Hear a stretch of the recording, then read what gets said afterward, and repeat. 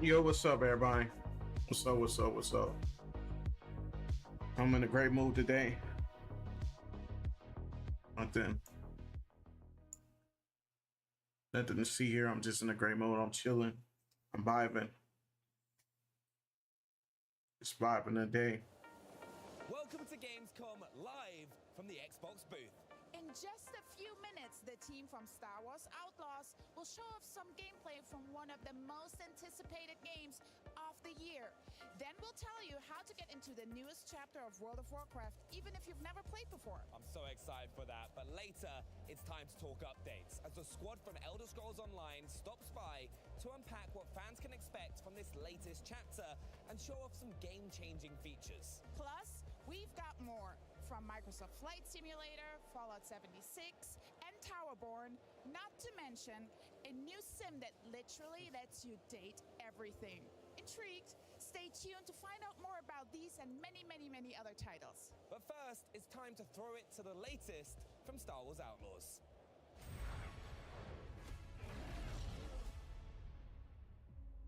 Kay Vess, the Underworld's favorite new scoundrel. Clean. I like the graphics of this. This is your one shot. A safe filled with 157 million credits. And I can get you inside. Get in. How about getting out?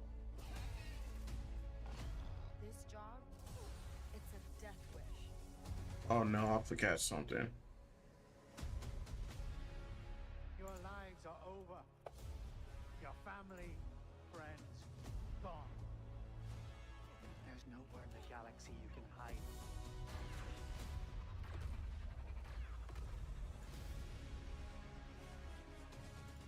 You want to live? Get in with the Underworld's most dangerous syndicates. And pull off the greatest heist the Outer Rim has ever seen.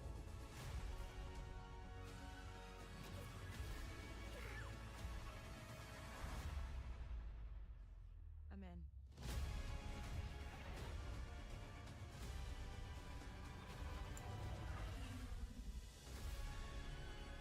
This game is clean, bro.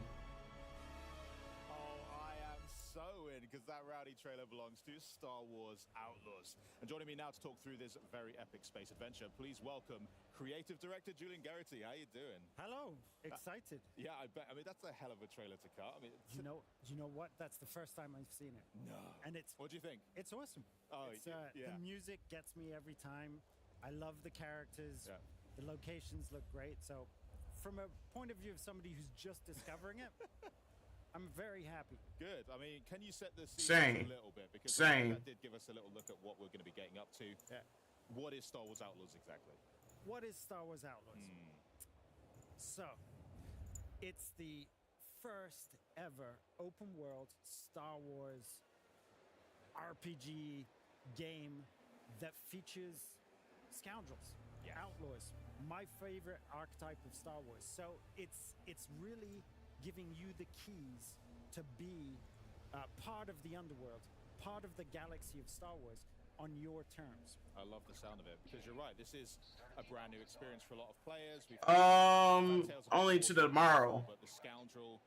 Only till tomorrow it's happening. Finally, players one is incredible, and we've seen a bit of Toshara, we've seen a bit of Tatooine. You've picked some great locations for the game, but now we're going to get a little look at the planet Akiva, right? Yes, absolutely. So this is the first time we really dive into Akiva, and Akiva was only ever featured in. And then the rest of the days, they're just gonna replay So we're the day first one and to day take two. Those words Oh, and that's to transform them 25th. into something lush, beautiful, complex. Yeah. And complex not just in scenery, but also in the politics, the dynamics that are happening. You'll be able to see while Kay runs around the streets of Mira, the main city. It's very beautiful. It's gorgeous. Yeah.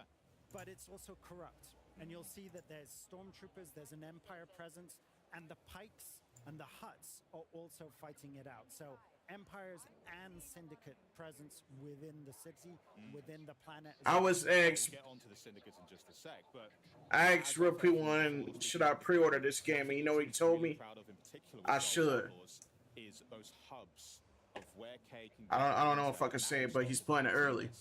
Now, the cantinas that we have on Akiva, very different. I'm gonna go ahead and say it anyway. Tell me about how you go in designing these to make sure they feel like Star Wars cantinas, but also reflective of the planet or moon that they're on. Absolutely. So the cantina is this flashpoint of everything that makes Star Wars special. Yeah. And the approach, the design philosophy. It's a new Star Wars game. We worked with Lucasfilm Games really allowed us to understand the simplicity, relatability, and yet difference that all of these locations can take. So for example, Hell, there's a lot of content creators playing this game early, bro. You have Korean barbecues. You have What I've all seen. of these different types of location. So each one of these had to have a different type of vibe. Here in Akiva, it's a tropical tiki bar.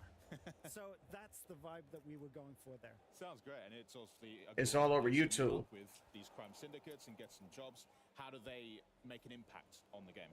So, of course, this is a game about The the fuck? underworld of Star Wars.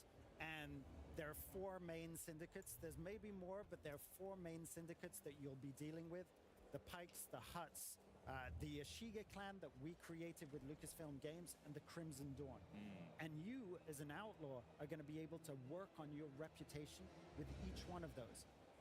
Doing jobs for some, betraying others, and building your profile accordingly. So very, very involved in your personal story throughout this adventure. That's incredible. So they will form a general structure that Kay can live out this story in, but how much agency do players have to maybe go off the beaten path, maybe take Kay down some slightly... If they'll show us more gameplay, I have a friend that is 100% up to you.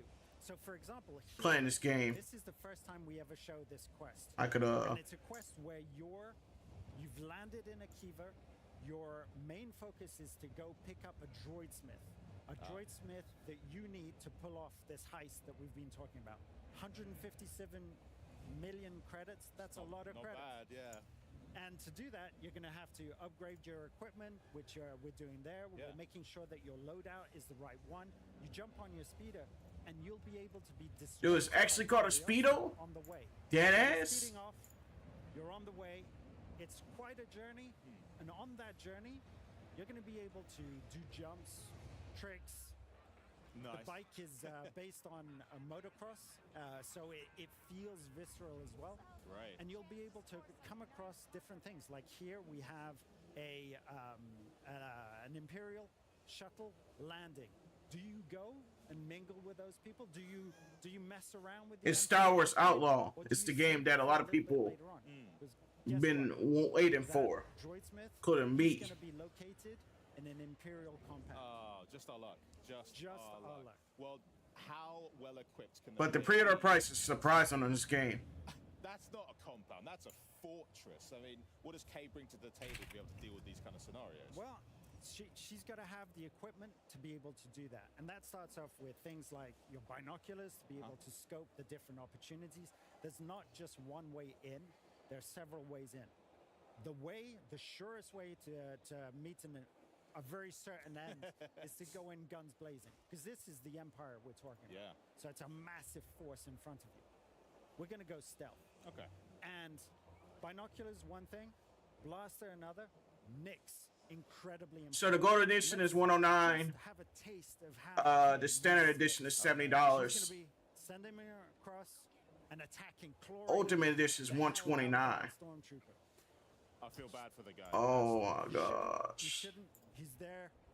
He's Holy. for this. Okay, You true. take out the second Stormtrooper It's not gonna break the bank though. I know games are expensive. through that laser barrier to be able to get into the gooey good stuff in the middle of Yeah. that fortress. So there's quite a few different ways of engaging in... I would pay a lot for a like Star this. Wars game. What would happen if we did go in all blasters blazing? Would it be a big problem for us on this particular mission? This is an Empire compound, so that's going to be a real problem. Okay. I'll take your advice on it. One of the conditions is that you don't set off the alarm, because if the alarm sets off, Oh. shut down that compound. Fair enough. You may revisit the compound later on to be able to steal more stuff and to really find all of the treasures. And there, you can do it the way you want. But ATSTs guarding the door, you've got a blaster and Nyx. Do you really want to put yourself in that sort of situation? I could take my chances, honestly. Earlier on, though, we did see with Kay's using her blaster now, but before that, she was working on it a bit on her workbench. Yes. Inside the Trailblazer. What is that all about? Is that like upgrading? Or? Yeah, that's absolutely upgrading your weapon. Okay. Because we want this to be about a resourceful underdog. And a resourceful underdog, they have one main tool that you can upgrade. You can have a charge blast, which is like a rocket launcher. What? Plasma, which is the regular blaster, right, with speed mode to it, so it feels like an automatic weapon. And you have one function, which is the I had a friend with actual gameplay. See a little bit later on. Nice. I love the way that she even moves around. Like you mentioned before, Scoundrel archetype's one of your favorites, but the movements of Kay, the mannerisms, the swagger really communicates that so well. It's something that we worked on Division 2. Right. Those are military agents, civilian agents with military training. Here we wanted to. Did they just say? You have to have that different movement, but all of those mannerisms and that sort of swagger that you. That they worked on Division 2. Who brought that to the character, and she'll be able to tell you all about it. Okay, great. I'll make sure to. One thing that I want to point out as well. We did just talk about the blaster a little bit. We're getting to see some of the action over there. Nice shot, by the way. The sound of it, too. I mean, in Star Wars, there are so many sounds that are iconic. Players, you know, when we listen to them, it makes the hair on our arms stand up. If you close your eyes and think TIE Fighter. Yeah, TIE Fighter. I'm thinking like the seismic charge. Yep. Oh, man, yeah. But Kay's blaster also has a really satisfying punch to it. So tell me about the process for making sure that you're designing a weapon sound-wise, the feel of it, the look of it, make sure it's authentically Star Wars, but also brand new, something that you've created. We have to get inspiration from the past, get inspiration from the original trilogy, because this adventure happens in between Empire Strikes Back and Return of the Jedi. Right. So we had access to all of those things. And then the pleasure is looking at that, working with that, and coming up with something that sounds new and that become its own sound. And that extends from the sound design to, you know, the music of the piece, which I think is remarkable. We heard it gorgeous. in the trailer. Yo! It's fantastic. Anytime I hear the horns, honestly. What the fuck? It's crazy. So we finally find our droid smith here then, I guess. Yeah, who's not particularly happy to see you. So I'm not going to spoil the story, but the droidsmith, Gadik, has a past with you. Okay. And he's ended up working with the Empire, so you know he's made some really bad decisions. Oh dear, yeah. Welcome back, dog. I mean, he's already got a protocol droid firing a gun at us. I never thought I'd see that. But I got a problem with a gatekeeper droid. now that's caught his interest. That's caught his interest. Interesting. There's a real challenge. There's a real opportunity. It's not motivated by the credits, but tinkering around with some new tech. I like That's what catches his eye. I could get on with this guy. But the problem is, once we extract Gadik, we have to get out as well, right? And that's where the blaster comes into its full use. Nice. So this is going to be part of one of those main quests.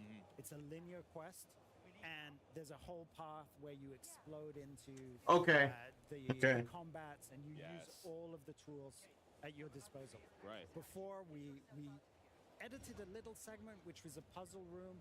Right, we didn't want to spoil the puzzle. We didn't want to spoil the traversal. We wanted to focus on the real action of this piece. Great. And now we're getting some serious combat because there was no chance to sneak there. Everybody's just whipped over and saw us immediately. Let's just escape. But this is where Kay sort of comes into her own, because scoundrels, they love to improvise. They're good under pressure. And so I guess you're encouraging players to make sure they look around them, identify bits that are useful, send Nyx out, play around with it a bit. I followed you back, Bailey. You've got an adrenaline shot. If you recognize that, it allows you to slow time, pick your targets, and it's an automatic kill. Nice. That's a bit more of a problem, though. This guy's got a shield, and one of your modules will be able to disable that shield, opening them up for the deadly shot. Absolutely stunning. And that's it. You grapple hook out and we're escape the clear. base. You make it seem so easy. I'm gonna try it, and it's not gonna be that. I easy. wish I was playing this one. There's a whole team, and they've done an amazing job at capturing this one. Yeah, I mean, right at the end there, we also got a little sizzle, a little taster of the rest of what's to come in the game. And one thing in particular I spotted there was some sabak happening as well. Yep, So Sabak. you got to tell me about that because I love it. Sabak is a big part of the scoundrel lifestyle. Yeah. So we wanted to create our own rules, which gave us this depth of play and being able to collect special cards that change the rules of the game while you go along. So there'll be tournaments, there'll be high stakes games, there'll be a lot of credits to win as well. Great. Well, I'll have to get practicing on that, definitely. But so I just want to say thank you so much for joining us. This has been incredibly insightful. Cannot wait to play the game. It's not too long until launch. So No, buckle next up. week. Buckle up. Yeah. Well, thanks for joining us, Julian. Next up, though, to celebrate the launch of Star Wars Outlaws, we decided to test some lucky fans on their Star Wars knowledge. Let's see how they got on. Welcome to the home of Star Wars Outlaws here at the beautiful Xbox booth. And it's time for a massive giveaway. So we've rounded up some fans for a chance to win some very fabulous prizes. How will they earn this sweet loot, I hear you ask? Well, Star Wars trivia, of course. So here's how it's going to work. Each fan will be given a Star Wars Outlaws trivia question, and if they answer correctly, they will win a beautiful Nyx plushie. Isn't it adorable? Wow. Then they will be given a more difficult Star Wars Outlaws question. And if they answer that one correctly, they will win one of these custom Xbox Design Lab Elite Series 2 controllers and be entered to win one of our grand prize Star Wars Outlaws Xbox Series X and S consoles. Oh, that's dope. Are you ready? Let's go. I'm here with the lovely Citron. And where are you from, Citron? I'm from Cologne. Amazing. Are you ready to win some prizes? Yes. Okay, let's go. First question. What is the name of the main character of Star Wars Outlaws? It's Kay. Yes! What's her last name? Vess. Yes, let's go! That's a Nyx plushie for you. Well done. That's yours. Something to color. Okay, are you ready for your next question? It's gonna step up a little. Ready? Yes, I'm ready. What is the name of Kay Vess's starship? Oh God. You can do this, Citron. I don't know. She's stalled, bro. Falcon. Oh, so close, but it's not correct. Well, we still got your Nyx plushie, so well done, though. Yay! He's done good. Yay! Okay, I am here with Jan. Jan, lovely to speak to you. And where are you from today? I'm from Switzerland. Stunning. Are you ready to win some Star Wars prizes? Yes. Let's go. Okay, question number 1. What is the name of Kay Vess's main companion? The little guy called Nyx. Yes, it is! And here he is now. Congrats! Way! Good. Okay, are you ready to step up a level now? Yes. Okay. And how can Nyx help Kay in battle in the game? So he can attack people and pull levers and stuff. That sounds good to me. I think that's correct. Let's go. GG's. Well done. He got the controller, dog. I am here with Marcel. Marcel. How are you today? I'm fine, thank you. Good. Are you ready to win some Star Wars prizes? Yeah, I think so. Okay. First question. What's the launch date of Star Wars Outlaws? I know. The 30th of August. Yes, it is. GG's. Woo! He said the 30th of August. Let's go. I know what he said. As well. Are you ready for your next one? Oh, yes. Okay. Between which 2 classic Star Wars movies do the events of Star Wars Outlaws take place? The Empire Strikes Back and the Return of the Jedi. Let's go! Well done, Marcel! You win the controller. A true Star Wars fan. GG's. Well done. Yeah, thank you. I'm now here with Ilga. Ilga. How are you today? Thank you very much. Fine. Awesome. Let's win some Star Wars prizes together. You ready? Yes, I am. First question. What is the preferred weapon of Kay Vess? It's a blaster. Yeah, mine broke too. My Link controller fucked up too, bro. Well done. Are you ready to step it up a level? Yes, of course. Okay. Next question, a bit harder. Where did Kay grow up? On Tatooine, but I have forgot the exact place. Oh, I'm so sorry. It was Cantonica and Canto Bite, but so. And how you get that on? Thank you very much. Thank you. Let's go. Woo. Yay. Woo. Okay, I'm now here with Thomas. Thomas. Lovely to chat to you. Are you ready to win some Star Wars prizes? I hopefully do, yeah. I believe in you. Okay, first question. Yeah. Who is the publisher of Star Wars Outlaws, the game? It's Ubisoft. Yes, it is! And next question for you. Who would have not known that? Let's go. Okay, next question, a little bit harder now. Yeah. Okay. I'm trying. What type of droid is ND5? K's pal ND5. What kind of droid? D5. PX Commander? Yes, it is! PX Commando droid! Oh, that sound dope. Well, that's it for us here at Trivia at Gamescom. But if you think you can do a little bit better, you too can enter for a chance to win a custom Star Wars Outlaws Xbox Series X. With Oh, a damn, bro, controller that's or fresh. an Xbox Series X. All you need to do is head over to twitch.tv/Xbox and follow the prompts in chat to enter. There y'all go, chat. There y'all go, chat. Go to that link, twitch.tv/Xbox. Remember to answer in chat. And now it's over to Henry with one of the beautiful voices from Star Wars Outlaws. Hey, they did pretty good. But joining me now is Kay Vess herself, Umberly Gonzalez. How you doing? Happy to be here. Exciting. They did pretty good on the quiz. They did. I was answering along with them. Yeah, you got them all right, obviously. Obviously. Nick's did too. He's got his drink. He's happy. He's so good. Yeah, it's perfect. Great. Now, I'm the sort of person that loves to know a Star Wars fan in particular. So before we get into talking how you're actually in the game, It might get easier. Exactly, Bailey. What was your Star Wars That's what I'm saying. How did that come about? Well, I grew up in Venezuela, so it was all in Spanish, and it was Guerra de las Galaxias. So, you know, that's something I love about Star Wars, is that it doesn't matter the color of your skin, what language you speak, where in the world you are, you all have a Star Wars story, and mine just happened to be on the other side of, South America. So it's Bailey, type what I said for the fans in the chat. with my family. Type what I said in the Discord earlier. In my language, in my culture. Type what I said. What was their reaction when they first found out that This is true, dude. I would. Unreal. I mean, there was a lot of questions. I think my family also, especially my parents, they started watching all of the movies, especially when I shared that it was in the original trilogy between Empire. Hold on. Right a minute. Return of the Jedi. So I'm turning this on and say something right quick. I blasted the Star Wars theme. So, right click. I'm gonna say something, chat. So I'm gonna take a bullet for this entire community. If I'm gonna get canceled, and I mean it. If y'all, if anybody says how, I'm gonna fight for the channel. And if someone's out there trying to destroy what I built, I take a bullet for each and every one of my fans, and my fans will take bullets back for me too. So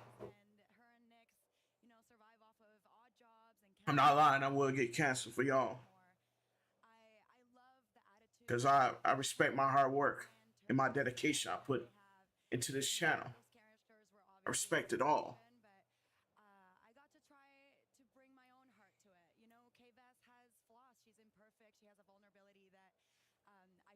But I did sign up to co-stream this, so I'm allowed to do a live stream for it.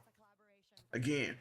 Well, the whole team's really important because when you're playing through it and you even hear the banter between. So there's what I wanted to say. And you're like, God, I really am a K-Vest. This is so relatable. Yeah, it's See. awesome. Yeah. What's it like working with a wider team then on building a new cast of characters to put into a franchise like Star Wars? Did you have to work together too much, or? Absolutely. I mean, when you walk into a franchise that's already established, I guess you understand so much of it, the tone, just kind of. And Bailey, you can repeat what I just said in the Discord. But because it's motion capture, right? You in case people don't understand. So much aid in visualizing what the world is going to look like. I don't have the luxury of relying on sets and costumes and hair and makeup. I mean, we're in the mocap studio in these cat suits, wetsuits with these markers. We're in a volume surrounded by hundreds of infrared cameras that are capturing our every movement. It's a lot more intentional. You have to have this awareness of your body and your instrument. And you rely so much on the director, the writer, the storyboards. Sometimes they say, okay, we're about to do this kind of scene. So they pull up, you know, inspiration from the TV shows. Yeah, type it one by one though, Bailey. Type it one by one. Just the air of what we're trying to make because we have to create it in our mind's eye. So that must be a completely different way of bringing characters to life compared to like film or television, which you have done before. And you have worked in games before, but this is clearly the most involved project that you've ever been on, right? From top to bottom, I mean, I'm there Just every saying. day in almost every Just scene. saying. I've recorded That shit is true, what I just said in the Discord. 11,400 lines for the game, so I hope you enjoy my voice. You're gonna hear a lot of it. It's expansive, you know, and it takes years to create it. They've been working on it for a couple years before I jumped on. I take a bullet for every single one of y'all. I go down for each and every one of y'all. The ones that haven't subbed, just remember, you're not coming back, bitches. So even though I've done video games before, leading a game requires a lot more responsibility. Because I would get canceled. But I was ready for it. For that shit. I can't wait to play the That game. happened. It just looks Other day. absolutely incredible. Surely they had a real life Nyx at least to. Guess what? Obviously, we had him. I'm gonna get back up and I'm gonna keep fighting bitches. Unbelievable. Thanks so much for joining me. I cannot wait to play the game. It's not too long till it Because you launches, can't stop me. I know. You're going to get to see how other people react. It's hitting people on August 30th. I'm going to get my Sabak face ready for it so that I'm good to go. Keep your cards close. Very close. You can use Nyx to cheat, but don't tell anyone. He's great for that, right? Well, I'll let you enjoy the rest of your Gamescom. Thanks. Thank you. But coming up, we celebrate 20 years of World of Warcraft with the new War Within expansion. We're going to find out what fans can expect from the latest Elder Scrolls Online. True shit out here. Next up, True shit out here. from 2 Point Studios on their latest title, 2 Points Museum. We gotta look out for each other, especially us content creators within this community. Exactly, dog. Exactly. Whoever don't want to be here, my boy Bailey, take care of your ass. No hard feelings. If you come back bitching, you gone.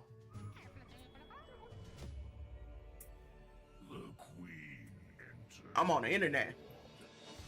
I have thick skin for this shit.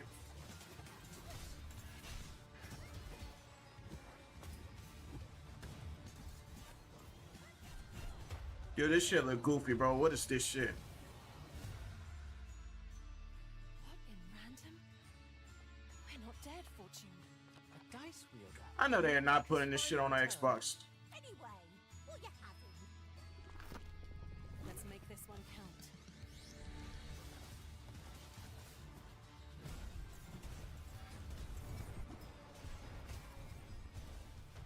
Come here, girl, and accept your punishment. I got a band hammer. I ain't afraid to use it. Greetings from the amazing Khazan Games, developers of the upcoming If people mess up. Yeah, exactly. Mecha Break. Oh. 2025. Oh my gosh. Whoa. Bro, that character right there. Oh God, bro. I'm not trying to get cancer, bro.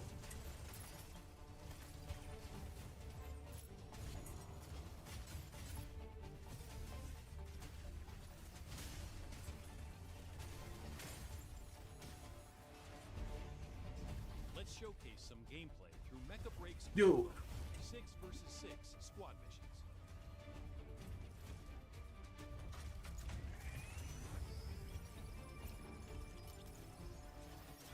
Hey, yo.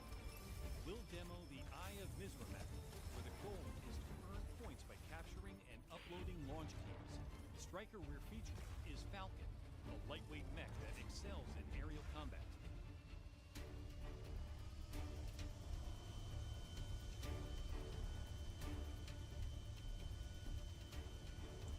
Hey, chat. The girl character's kind of fine, bro. I won't lie. Players can maneuver. I'm trying to get myself cancer, though. Controlling their landing spot at the match's start to open strategic options that can turn the tide of battle. For example, Falcon excels in aerial strikes and reconnaissance. Pilots must be agile, coordinating hit-and-run tactics with teammates while staying under the radar. We've refined combat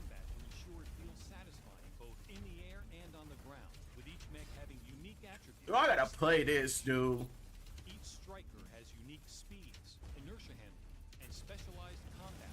But it's sadly coming out in 2025, dog. Aerial and ground attacks.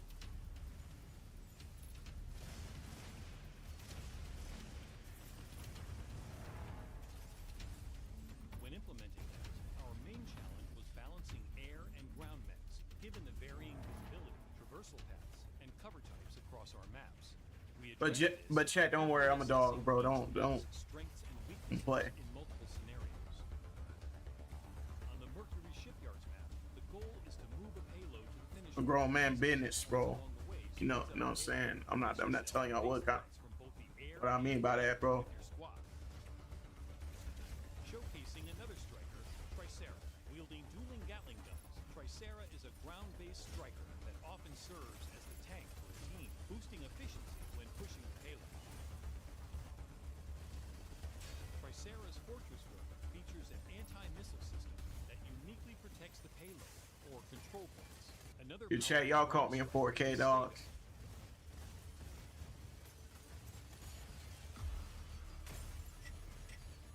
When transformed, Stego specializes in long-range fire support as an ultra-heavy striker armed with the big guns. On the Krob Sinkhole map, the goal is to collect mining data by capturing data nodes, making teamwork and strategy essential. Panther is a brawler equipped with a powerful lance and shield booster kit. Panther's devastating charged attacks and defense capabilities make it a fearsome opponent in close combat. But Panther isn't the only brawler in Mecha Break. Be prepared to face Elysius. Dude, this looks like some Transformers shit. Yeah, dude, I might have to give it a try, but it's 2025. The brawlers have unique finishing moves that keep the action intense.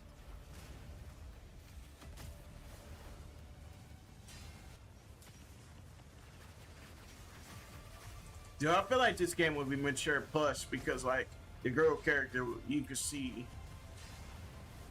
I'm just gonna stop right there, bro. Like, it was Air attack that can transform into a bomber to rain fire on enemy forces. The elegant yet lethal Narukami rules the battlefield with pinpoint sniping. Do anybody get caught in 4K for playing this game?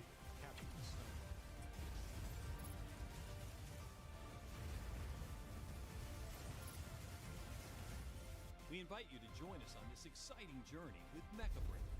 Stay tuned for its commercial release. They should do those in December to showcase this 2025 games out.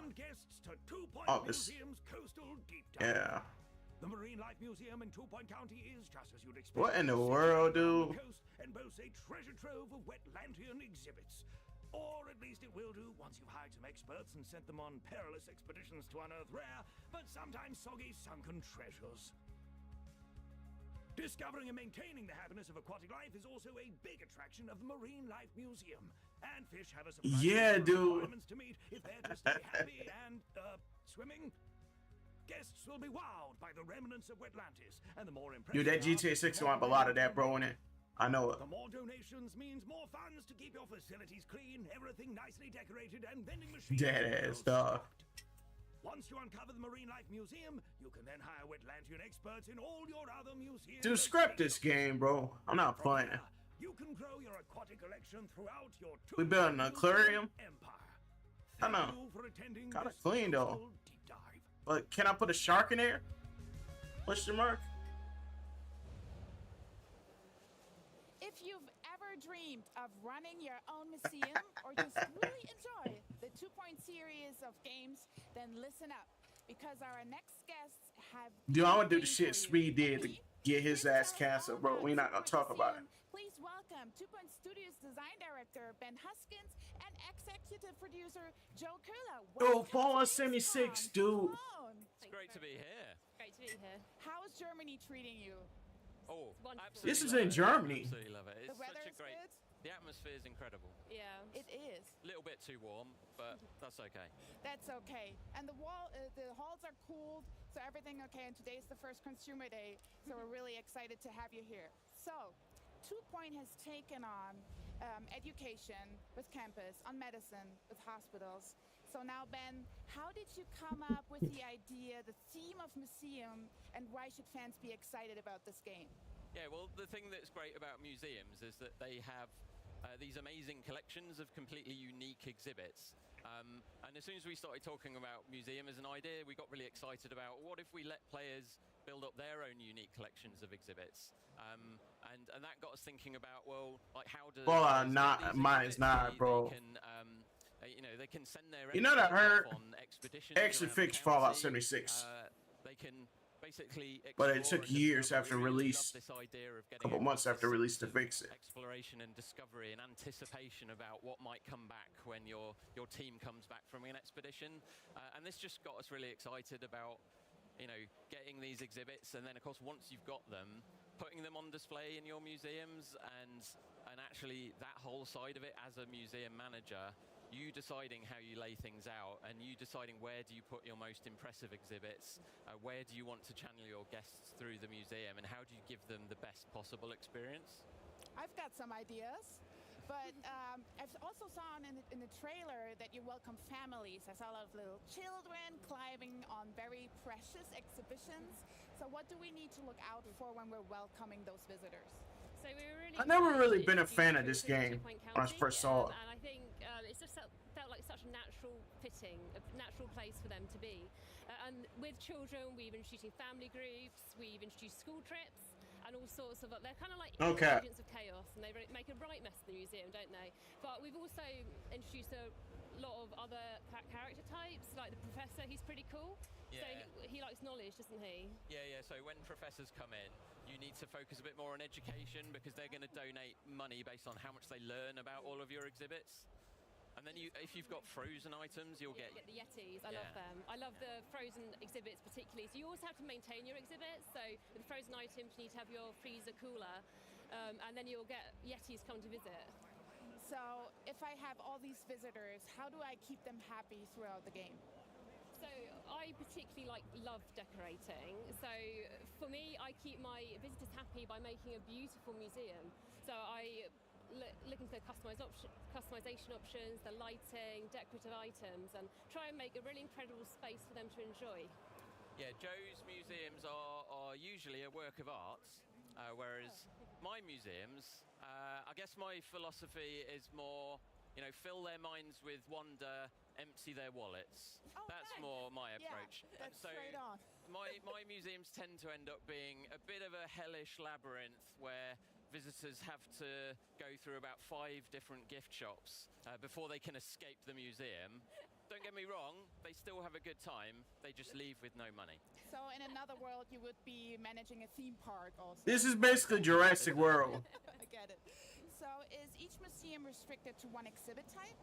So you can actually put any... It's a museum version. ...in any museum. So we designed the game like this because we wanted the players to really have freedom to build and design the museum however they wanted to. And I saw definitely something new, which are unique fish in the game. So can you tell me more about... Why remind me of The Sims, bro? ...creatures and how we can enjoy the fruits of that labor? So we had lots of fun coming up with the ideas for the fish. I think with the exhibits in our game, sometimes we kind of pull on pop culture references, sometimes it's an idea for an animation, a joke or a pun, but with the fish, we kind of leaned quite heavily on real life reference, but then tried to inject 2-point humor and charm into it. So, like for example, we've got a pufferfish. He's my personal favourite. He's very cute, he's got goofy eyes, puffy cheeks, and you can actually get him as a plushie in the gift shop, which is super cute. We've got the clownfish, he's small, he's got a red nose, so that's quite, like, on the nose. This Sims ripoff, yeah. Shark, who's kind of scary looking, he's a shark with a... They should have showed The Sims dead ass, bro. I'll play with him. Because he does eat the little fish. Oh, okay, so talking about fish, let's talk about fish romance. I always wanted to say that on an Xbox broadcast. No, but seriously, how do we keep the fish population healthy? Yeah, so, I mean, the whole aquarium management feature as a whole, there's quite a lot of depth to it, really, because there's all these different types of fish, and they all behave in different ways, and they all have different characteristics. And you're having to think about, like, do I have enough filters in the aquarium to keep them going? Do I have the right types of food for the different fish that I've got in there? Is the aquarium the right temperature for them? Yo, skip this game, bro. Come on, dog. So there's quite a lot of depth to it. Like the aquarium management as a whole, it's almost a game in itself. Dude, I know the kids are buying this game. So yeah, you're having to think about how do I Not keep lying. them healthy, because you know you can even name your individual fish and get quite attached. You know, oh it's Clive the fish. That's my favourite fish. Don't get me attached, please not. Yeah, and then you know while you're nurturing them. You know, if you give them a nice little secluded area to hang out with, then maybe fish romance will blossom, and maybe you'll get, you know, nice little baby fish. Okay. Exactly. Just one follow-up question. The name of my fish is called Bartholomew. If I want to know what he needs as food, what he really likes, where do I find it? Like, is there a fish tab or? Oh yeah. Ah, okay. There's lots of info. Yeah. Lots of information. Yeah. Yeah. Interesting. And then how do you actually level up the whole? You got a new intro for videos? Yeah, so I can't wait to debut. Bro, we need to do a stream together, Belly.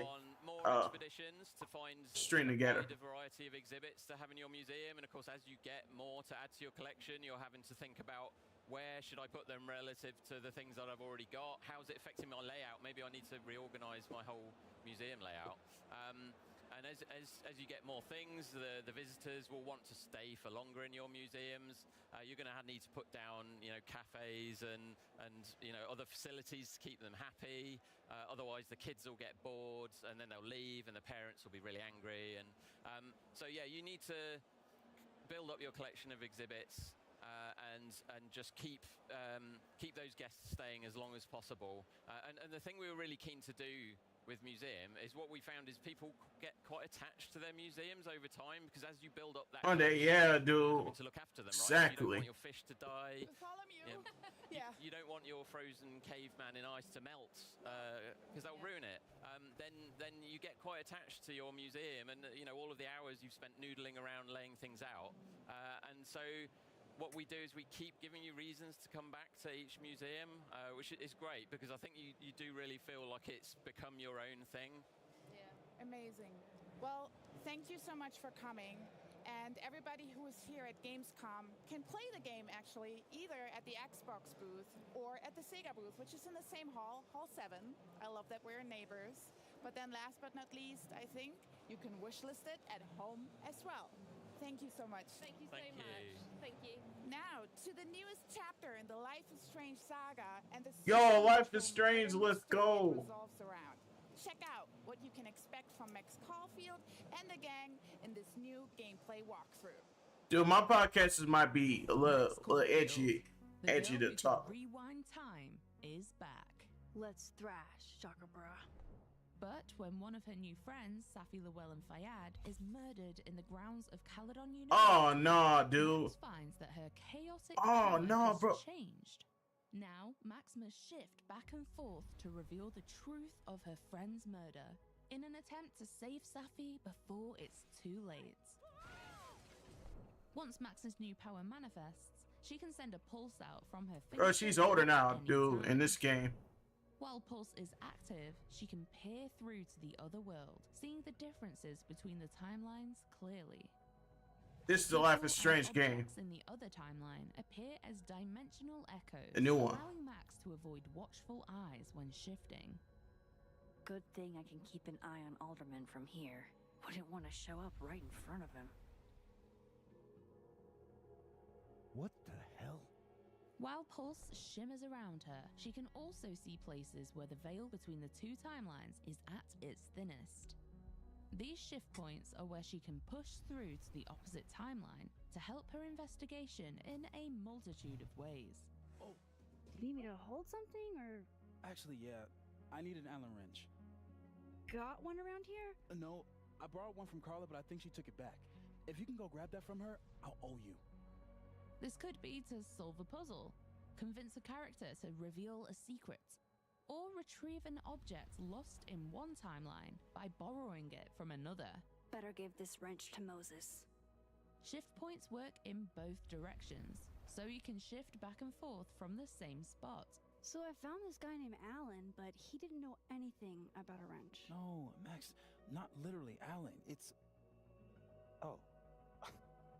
You are a lifesaver, Max. Dad joke aside. I'll never apologize for my dad jokes. If If you're worried about losing track Oh, of God. which timeline you're in, well, Max herself may get confused too. Have you talked to Reggie since yesterday? Reggie? Crap! Wrong Loretta, Max. In the options, you can toggle a UI indicator every time you shift, confirming the reality you've just arrived in. A little weird, yeah. As well as there being This life is visual strange, but it's a little cues such as different. She's cheery just older. Christmas decor in the timeline where Safi is alive. Most importantly to Max's investigation, everyone you meet has an increasingly divergent duplicate in the other timeline. Depending on which timeline you're in, they'll react to Max and her probing questions very differently. A grief-sodden conversation in one timeline may unlock an unexpected heart-to-heart in the other. Grief is hard. The trick is not to let it change your character. Everyone at Caledon is hiding something, and Max is the only one with a viewpoint unique enough to unravel those secrets, and the determination to reach the truth at all costs. Everybody's talking about her like she had a heart attack or a car accident. But she was murdered. Someone murdered her. I don't know how we're expected to just be okay with that. Max has damn. been so powerful or in so much danger. The fates of her friends and of two timelines are at Max's fingertips.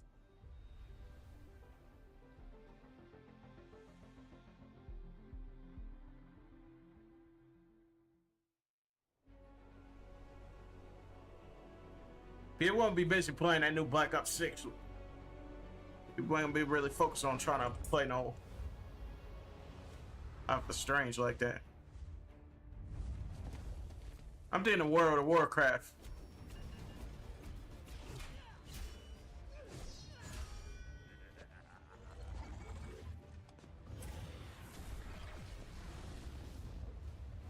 I think it went till 12. 2 hours, I think.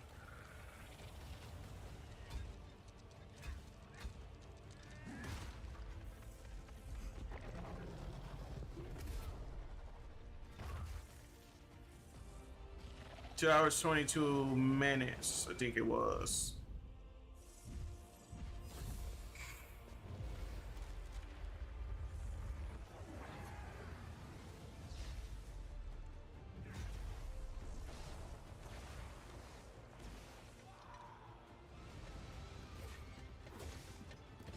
Okay.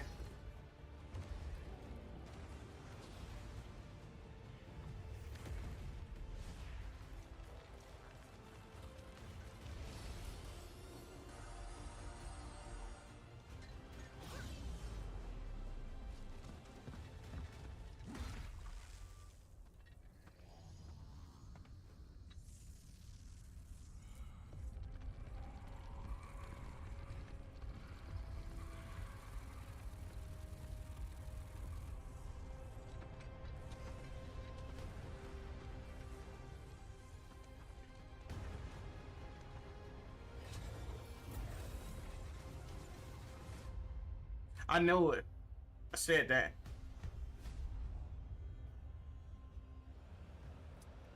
World of Warcraft has had a massive impact on the gaming world, as well as myself, since it launched nearly 2 decades ago. And here to give us a glimpse into their plans for the latest expansion, The War Within, the 3-part World Soul Saga, and the next 20 years of World of Warcraft, we have 2 excellent humans, and thankfully not orcs. Sorry, Horde. In 20 more years, it's gonna be like 30 years old. Ian and Tina, introduce yourselves. 40 years old. I'm Tina Wong, Associate Art Director on The War Within. Super excited to be here and getting to chat with the Xbox community. Hi, and I'm Ian Hasekostas, Game Director on World of Warcraft. Really hyped to be here in Cologne at Gamescom, and excited to be part of the Microsoft family. Even though we're just a humble PC game, we've been welcomed into the Xbox fold, and it's wonderful. No, I'm so excited for you guys to be here, especially as today is such a huge day for World of Warcraft. Can you tell us what's going on? We got a little thing or two brewing. I think in something like 8 hours and 10 minutes, but who's counting? It's coming to Xbox, isn't it? Early access of The War Within, to be followed a few days later by the global release. No, I'm so excited for it. And to kind of get it hyped up at Gamescom on the booth over here, we have got one of the coolest experiences I think I've ever had at any gaming booth. It is the Escape from Dalaran, and as like a big WoW fan, it was incredible. Have you had a go? Yeah, it's like, so this is a 4-minute VR experience. You're like, you know, strapped in to this motorized device. You have air jets blowing in your face to simulate air rushing by you. And you are soaring through Dalaran in the middle of a surprise attack launched by the forces of Xal'atath and the Nerubians that very much mirrors what players are going to experience at the start of the War Within in the days to come. Yeah, and you did mention that this is the start of a brand new era for World of Warcraft. Can you tell us the new features and what we can expect? It might come to Xbox. The War Within? Yeah, so the War Within is our 10th expansion, and I mean, 10th biased, expansion. It's really Jesus. of the World Soul Saga, which is the greatest story we've ever tried to tell, and it's a story so big that we needed to make 3 expansions to tell it fully. Insane. And so the way this It's kicks bigger off, than champions and heroes around the world have been seeing these troubling visions, hearing things that sound like that's bigger than any Call of Duty game. crying out for aid, crying out in pain. And as they investigate the source of this phenomenon, that journey leads them towards a land that is known as Khazalgar, a mysterious island off the coast of Kalimdor, where they may come under surprise attack and begin to see the face of their foe, and that is one Xal'atath. And so it starts out as a mystery, and that mystery will lead players into the underground of Azeroth, towards the heart of the world itself, into just fantastical environments, and it's just going to be an incredible adventure. No, I can't wait. And Tino, I know you've got a load of brand new features that are going to be coming with the expansion. Can you tell us a little bit more about that? Yeah, I mean, Ian mentioned the zones. One of the things that we really love about World of Warcraft is that the world is such like a main. I think this is coming out of Xbox someday. These zones, and they're definitely some of the most ambitious and unique that we've ever created for World of Warcraft. For instance, you know, delving underground, that's a unique challenge. And so while we have zones that meet player expectations with like the ringing deeps, where we have ancient forges and lava and these beautiful caverns, we also have an incredible zone called Hallowfall, where we have this crystalline ceiling and the crystal that shifts from light to dark. And then our deepest zone, Azj-Kahet, this is where you will find Queen Ensrek herself, you know, in partnership with Xal'atath, and you get to see the height of the Nerubian Empire.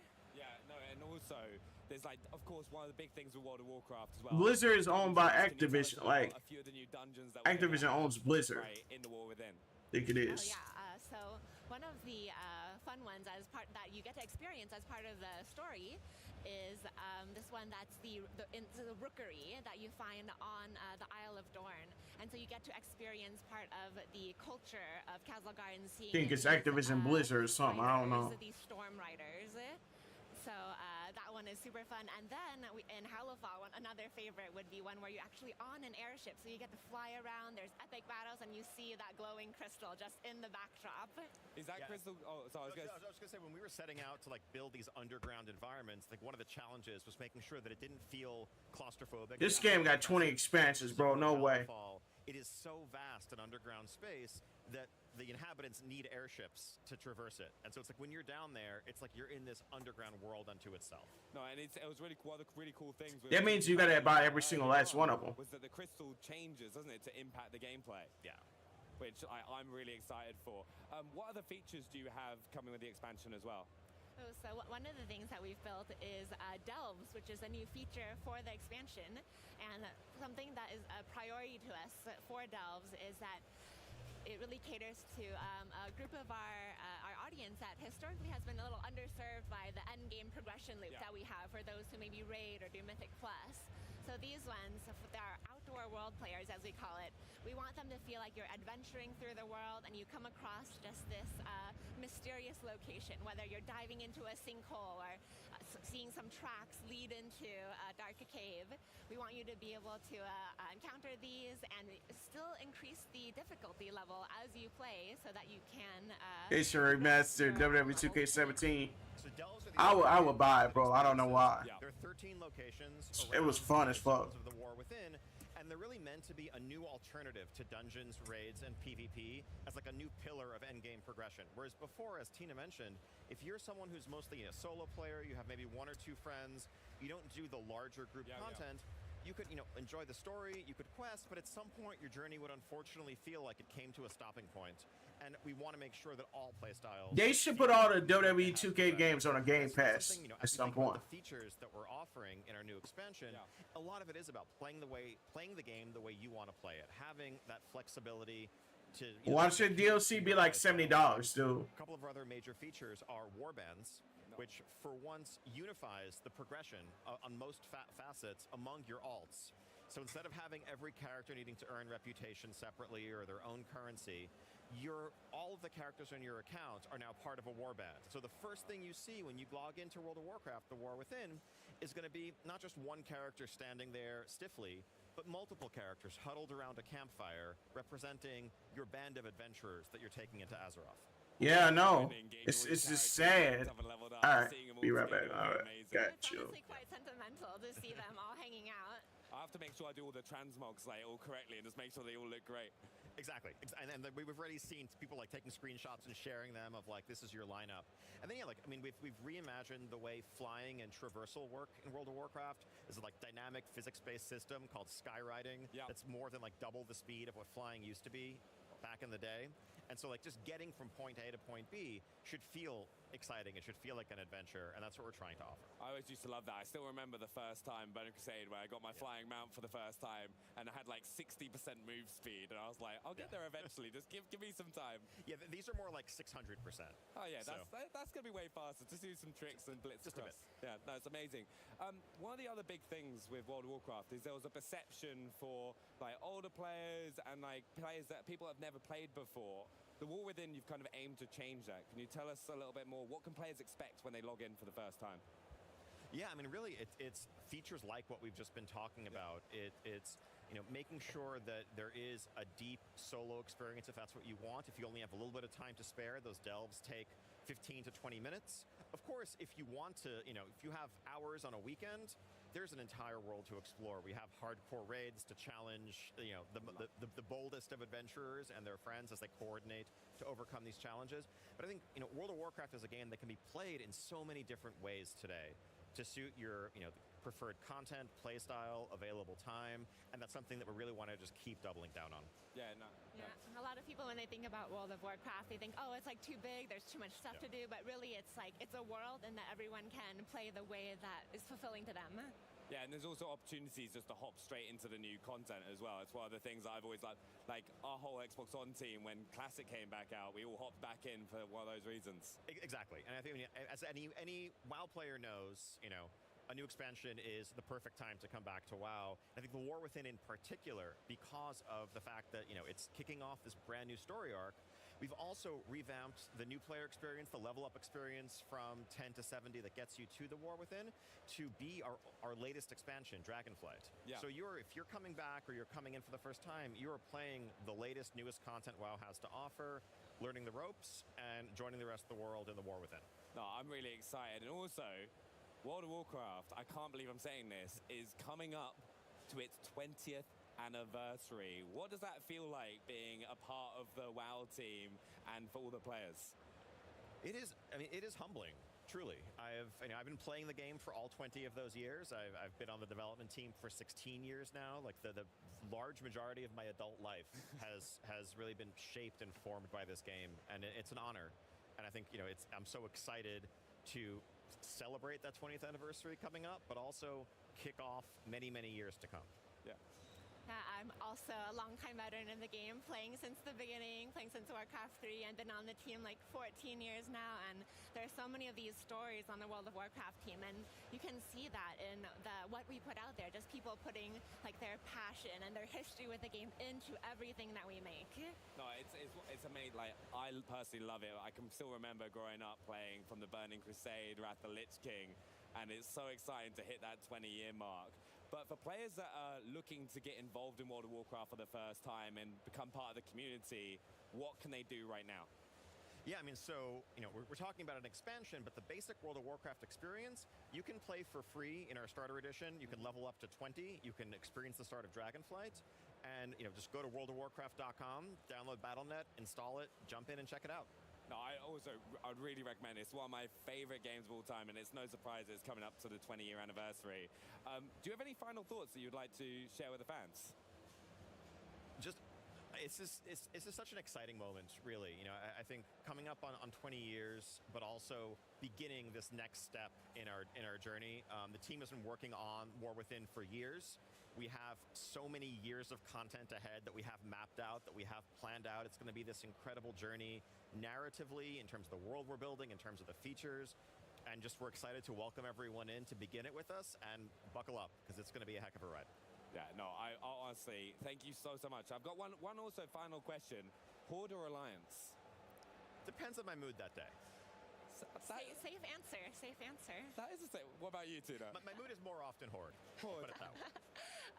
It's shifted over time. Currently, I'm more playing Alliance. See, that's what I like. Always the Alliance. I've been Alliance since day one.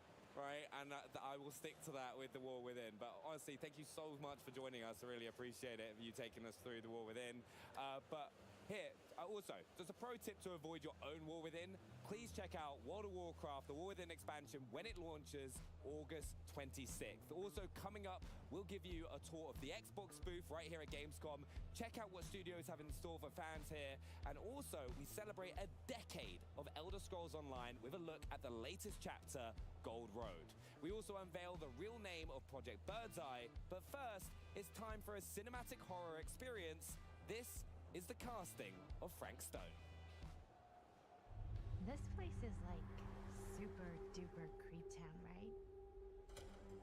Whoa! Everything's still so fuzzy about what happened, but there's one thing that always just stuck in my mind.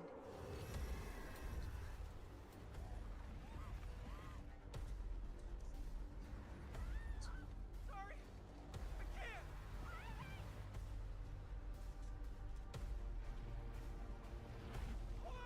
I'm coming. This is right where my dad came face to face with Frank Stone. I think you're starting to see what we're up against. Your call, Chris. Drugstore. I don't want to risk missing our chance. Sure. Curiosity Shop does look pretty Oh, this cool. game has Twitch interaction. Kinda cool. What I expected, but it wasn't this. After 40 years of pain, why would you choose to live with more?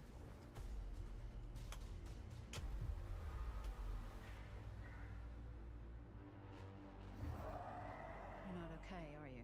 I'm sleepwalking through a nightmare and I just can't seem to wake up.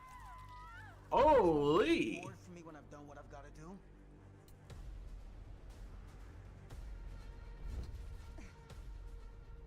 Welcome back. This is insane. I can't live like this anymore. I can't live in Nah, dude, I just been chilling. It's a prison. But like I said, dude, I'm still gonna keep streaming and grinding, bro. I don't care. Oh, it's a Dead by Daylight DLC. Oh.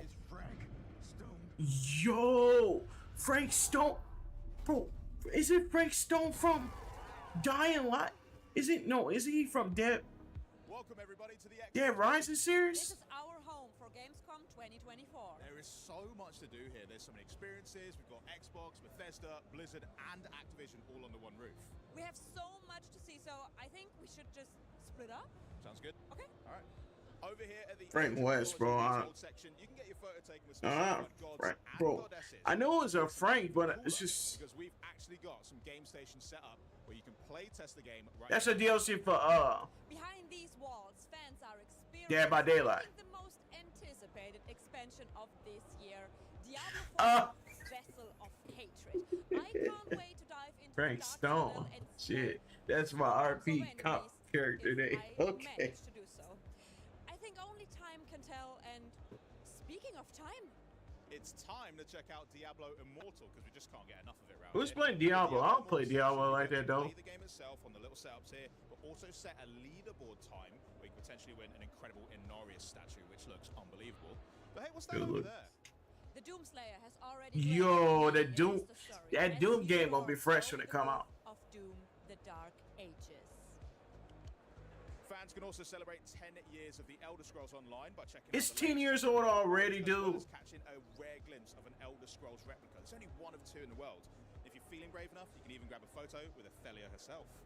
World of Warcraft Oh, nah. Within takes on new meaning when you strap yourself into one of these ultra-immersive devices. Let me tell you, it's my third ride in a row and I'm really, really baffled by this experience. So make sure to check this out and check out the expansion. And of course, it just wouldn't be Gamescom without the Xbox Game Pass and PC Game Pass experience, where here our attendees can actually win themselves some prizes by slapping that big green button, which I think I'm going to have a go on while you guys enjoy the rest of the show. Come on.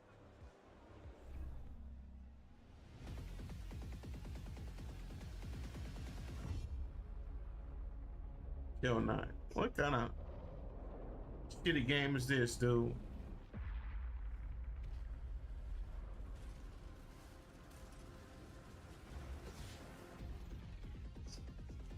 Kind of got that arcade style, bro.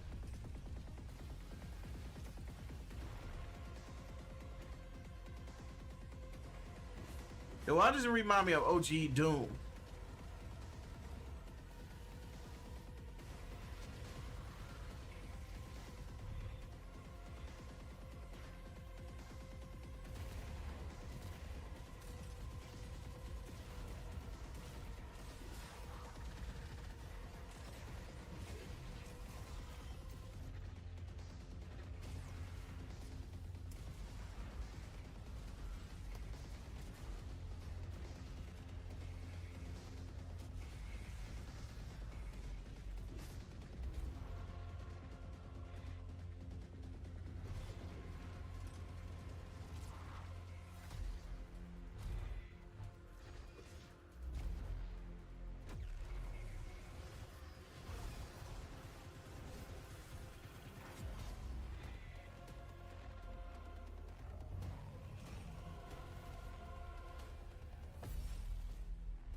Nah, I don't think you're not buying none, gonna kill.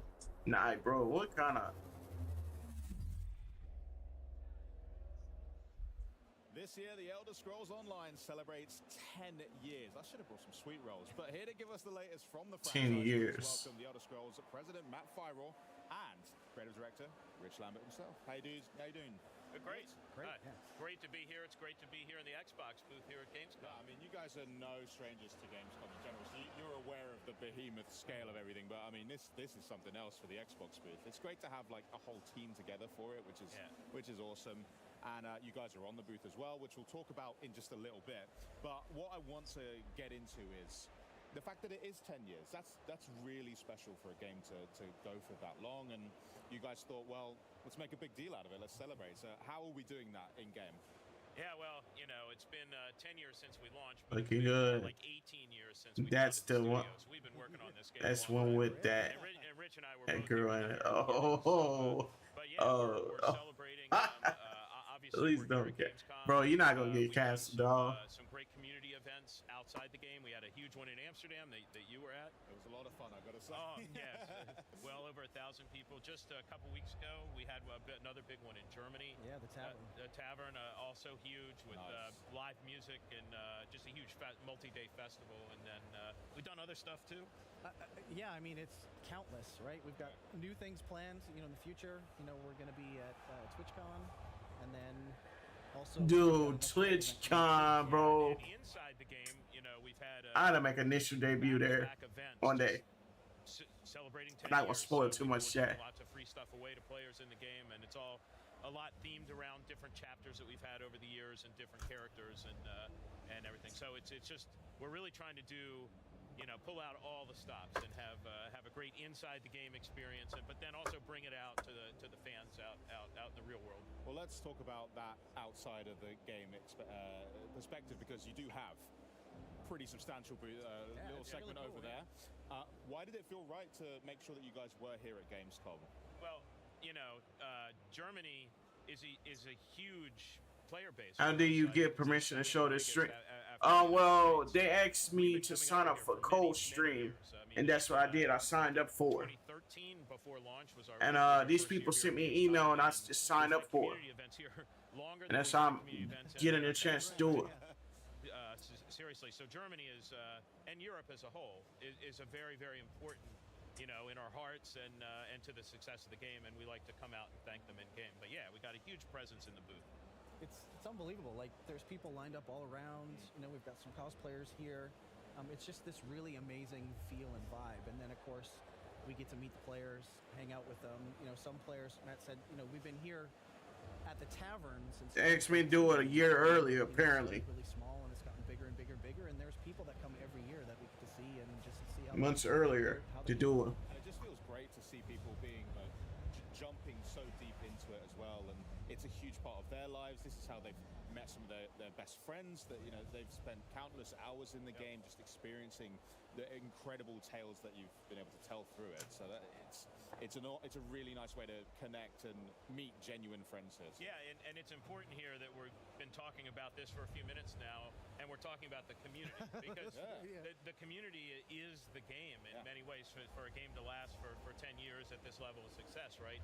It's more about the people that play the game at this point than the people that make it. So we never forget that. We very much appreciate it. And we always know when we do have community events and like hands-on and things here at Gamescom, players like to come here to meet each other more than they. Dude, how's this game still alive? Their best friends are in the game sometimes, and just to meet them in the real world is awesome. We just happen to be here, right? Like that's what I'm saying. 10 years, bro. So 10 years, you've not just been like sitting around letting people enjoy the game. You've been working hard. There have been new content updates. You've had a new chapter released this same year as well. Do you want to talk a bit about Gold Road and what's there for players to experience with that? Yeah, Gold Road is the continuation of the story that we started last year with Necron. So it's this story about a new Daedric prince who's been long forgotten, Athelia. She looks different, she acts different than everybody else, and then it's a bit of a nostalgia trip through the West Weald, which was also in Oblivion, Test for Oblivion. So yeah, it's just been really cool to be able to do that, and then add new systems as well. We added the scribing system, which allows players to essentially build their own abilities. And really kind of mix and match, you know. Elder Scrolls has a subscription in it. That's why I'm not playing it. Change the colors and whatnot to really match their roleplay. Yeah, because that's such an important part for your players. It's not just its own subscription.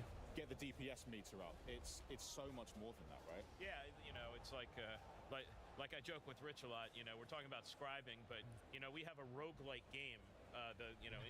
Infinite Archives inside our game, right? We have so many different things you can do in ESO, and in fact, years ago, I think 3 or 4 years ago, we started calling it a virtual world, like a fantasy virtual world, because that's. I'm gonna head off. You have a more than a game at this point. Great one. Sorry, I couldn't stay forever. Now you can decorate your house and share it with others, and you know, forever long. Okay. PvP and right, so. There's just so much Longer, to do okay. in this game that you can really play For all long. week and do different I don't know. But it's whatever. Whatever. Speaking of housing, you do have a current update available for PC players with the Nah, update man. 3. Console players are going to be able to get hands-on with that pretty soon, but give us a brief overview of what they can expect with that. So the big new system is home tours, right? It allows players to share their creations with other players, and our housing system is incredible. It's super deep. It is free form, so there's no hook points. There's nothing along those lines. Whatever players can dream up, they can build. They can put chairs on the ceilings. They can cobble together a bunch of things to create new assets, and they do, and they make these really cool creations. And now home tours allows them to share that with other people. And those people can go in and view these homes and like them, and like it's really going to open the doors for our community. Yeah, so to speak. But that's good. I didn't think about that. The people watching the stream right now, I think, are seeing some housing in game. Yeah. And I just want to reiterate, everything they're seeing is in game in our housing system. Like it could be created by the players. Yep. And in fact, some of the ones they're going to get to soon are actually created by players themselves. Amazing. And it's unbelievable what they can do with the tools we've given them. Well, it's a good thing you never asked me, because mine just always looks like some midlife crisis bachelor's pad. There's I'm not very good with it either, there's like monster trophies on the wall, like one chair in the middle of it. It looks really sad, but with this update, I think I'm going to have to try and up my housing chops and make something look good. Just going through and exploring and seeing what other players are doing is just so inspiring, right? Like, it's amazing. It's not just the only thing that's getting updated, though, because we mentioned the roguelike part of it as well, Infinite Archives. That's also having a few new flourishes added to it as well, right? Yeah, so we've added a bunch of new bosses into there, some new monster types. We've added in 2 new arena types, so there's a fire and ice arena in there. We've added new verses and visions, which are the buffs that players earn while they're kind of progressing through. And then, of course, there's tons of new loot, new class sets, and whatnot. Amazing. Community being at the heart of your game. We know that they can also be vocal too, which is a good thing, because that's passionate. I like it. And that's the way that we can make great games even greater. So there must be some improvements on the way, some feedback you've had lately that you're looking to include in the game pretty soon. Yeah, we ship updates to ESO every 12 weeks, and we've been doing that since 2015. So, and every one of those has had a fix, a bug fix, or balance tweaks, or some kind of quality of life fix based on feedback we've gotten from the community. Nice. And we can't get to everything quite as fast as the community would like us to, I am sure. Yeah. But we were responsive, and we would not be here right now if we didn't take the feedback the community gave us and acted on it. And so things like home tours, right? There's a huge segment of ESO now of the player base which really does primarily housing. So we gotten some feedback from the other players in the game, like, why are you doing a housing feature? I see people say housing is end game. Like that is the end goal. It's right? fashion and housing, right? Like that's what you hear a lot. And to Matt's point, sometimes they're not big things. Sometimes they're just small things. Like one of the, I think is a big thing that's coming in is probably one of the smallest things. And we now remember the last guild you posted in for the guild stores. So now you can be in 5 guilds in ESO. And what oftentimes would happen is it would reset back to like that first guild that you joined. So you're posting stuff to the guild store in the wrong guild, and so that's just a pain point, and we were finally able to get around to fixing that. Awesome. I do want to make sure that I give you guys a shout out for possibly one of the most memorable trailers from Showcase, because your 10-year one was absolutely incredible. Yeah. Oh, that was so good. Like, we were all watching it, doing a little mini watch party in the Xbox on studio, and we were like, this is great stuff. And I think over the years, this is an Elder Scrolls game, right? A lot of the videos we've done are a lot about combat and fighting giant, monsters and huge, demon Daedric princes, right? But that video, the We Belong video, is more about the heart of the game, and that's from what the players experience. That's much more what the game is to them than just going on quests. Because of course we have that, but you're doing it with friends, right? You're doing it with people that you meet in the game, and you're starting out, you can't do much, and then you get really powerful, right? That's the heart of the game right there in that video. Amazing. Well, when update 43 drops on console, I'll make sure to spruce up my home. Maybe you can tour it, see what you think. But thank you. Thank you guys so much for joining us. I hope you enjoy the rest of your Gamescom. The Elder Scrolls Online update 43 is launching September 4th, 2024, so pretty soon. For details on that update, the 10th anniversary plans, and more, make sure that you do tune into the ESO Gamescom live stream, which is kicking off in just over an hour at 6 p.m. CEST, 12 p.m. EDT at twitch.tv/Bethesda. Now for a refreshing change of pace for the hero shooter genre. That pace is fast, by the way.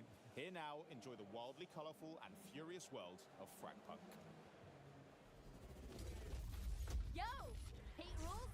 FragPunk's here to spice them up. We're the 5v5 FPS that lets you bend the rules with cards. Cards can literally do anything. They can beef you up. They can change the weather.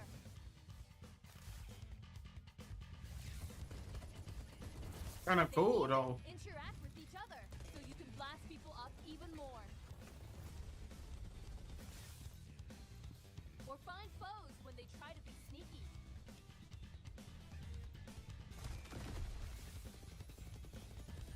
Crush them with massive force.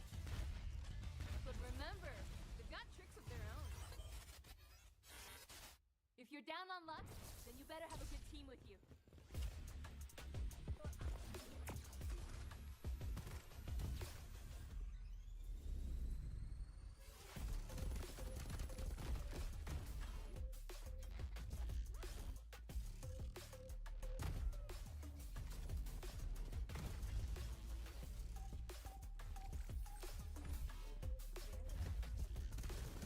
And if a game is ever too close to call, then be ready to duke it out one-on-one to the last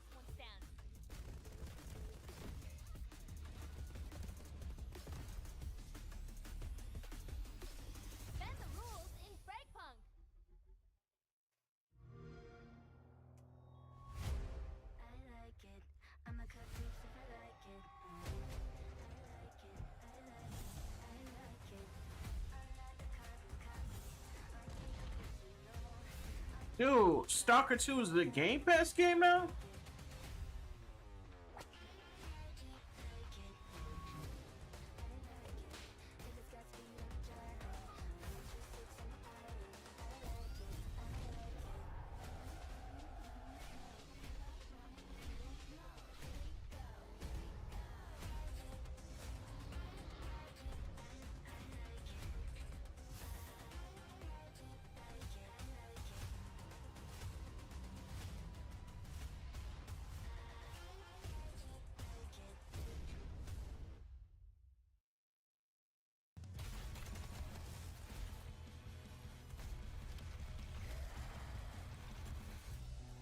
Another prison guard.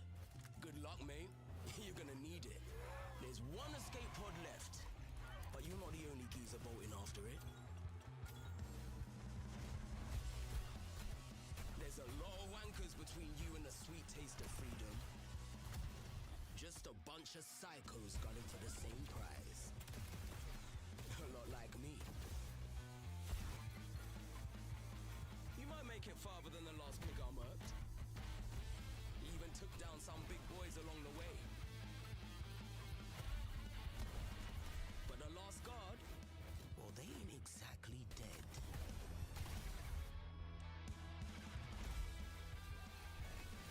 Looks like one of you guards finally put some big boy pants on.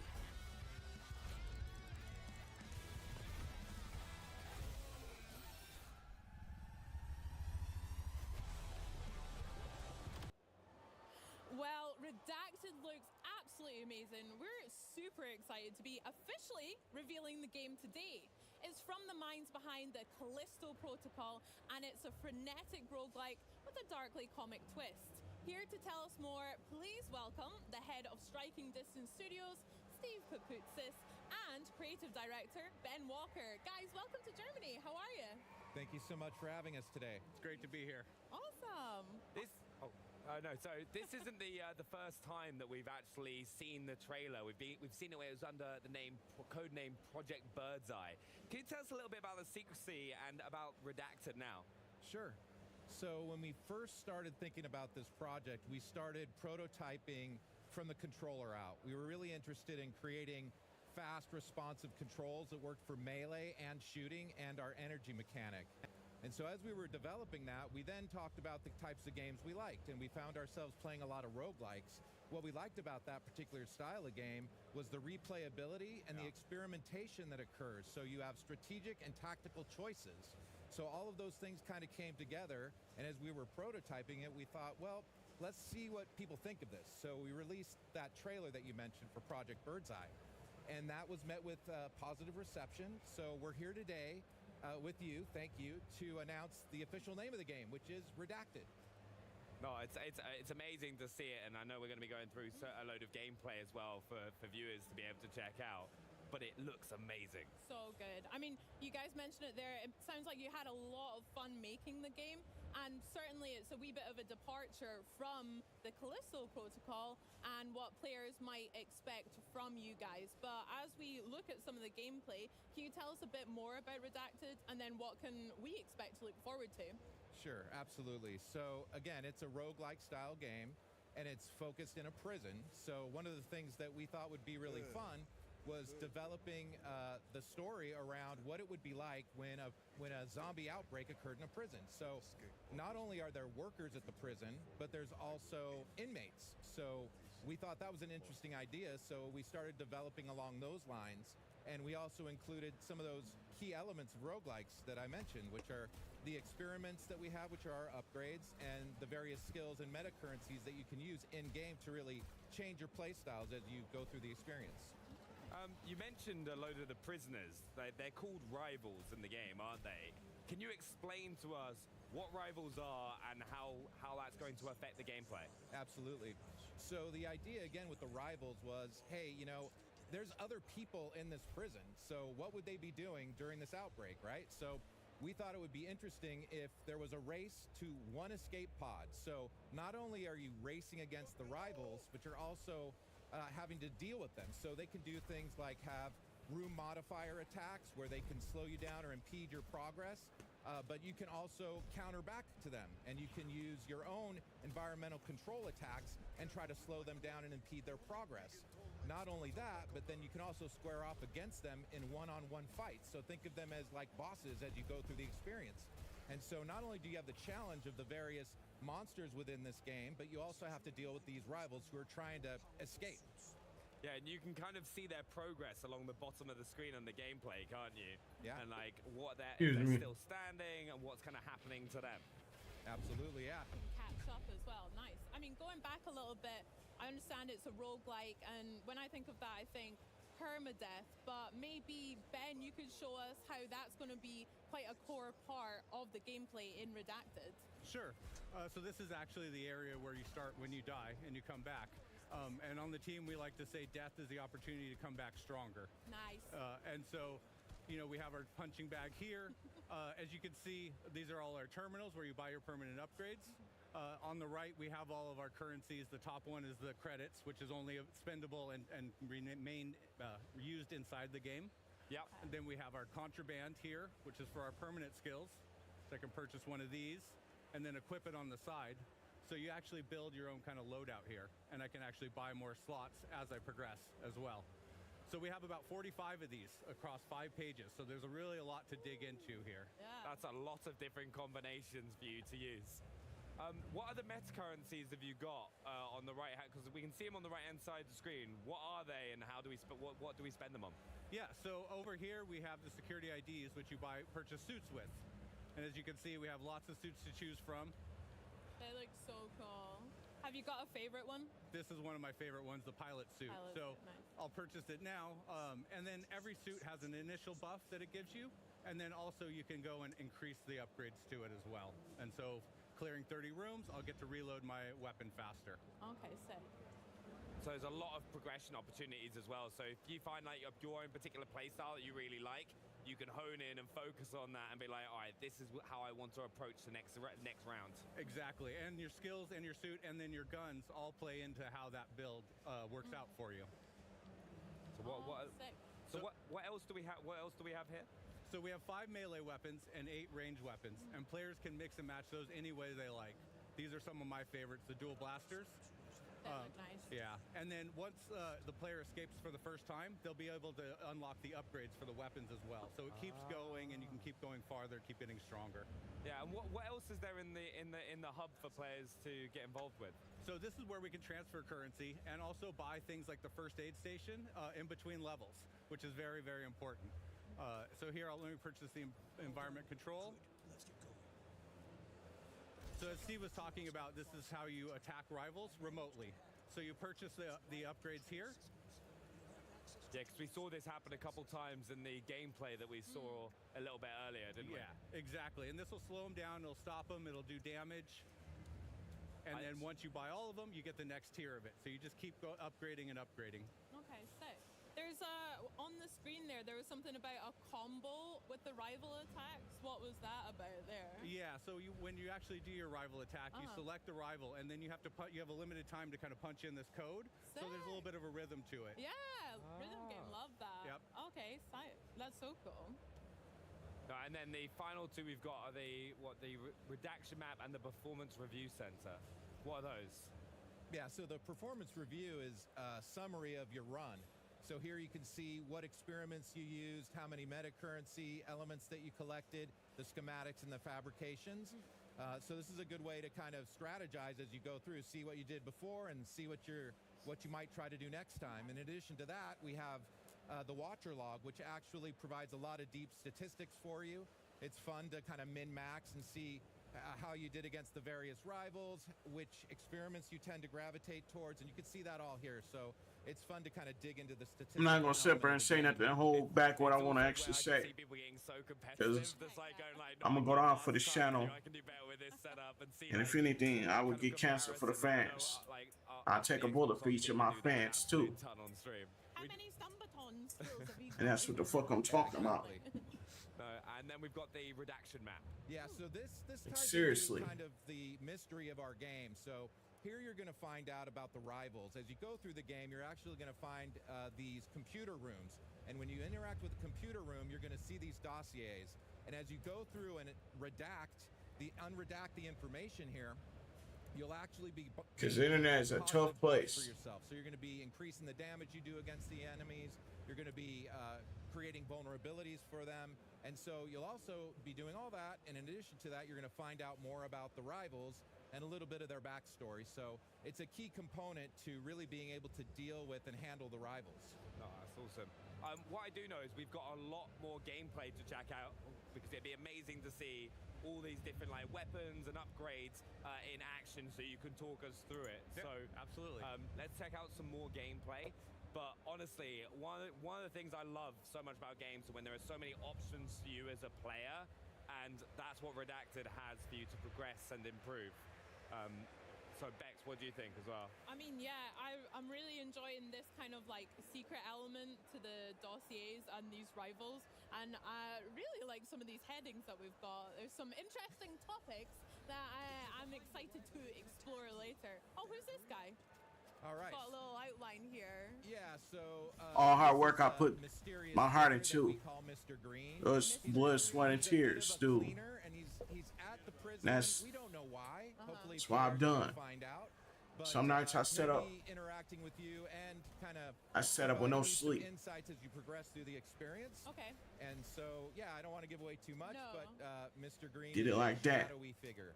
Okay, seems like we can trust him right now, but given all of the rivals and all of the other people that you've told us about so far, I'm not too convinced. I don't know if you can ever trust. Yeah, that's for real. That to me is just like, especially one in a prison, that just doesn't seem to work.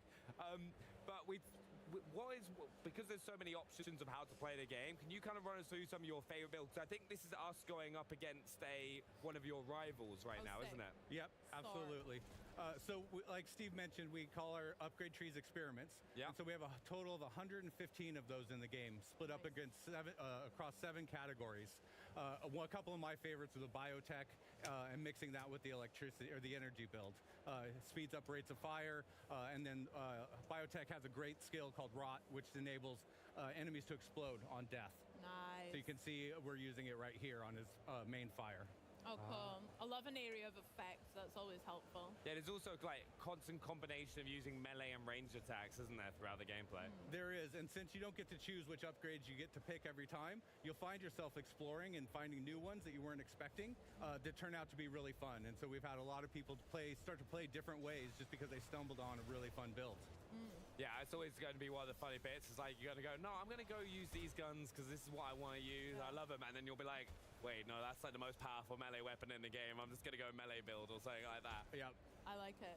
So Ben, yeah, you're much more of a corrosive kind of area of effect and rapid fire build. I like that. That's absolutely cool. I'd probably go for something like that over like a strength build or like close combat kind of build or whatever. What do you think you would do? See, I've always been, right, I was like, keep a distance, like, yeah.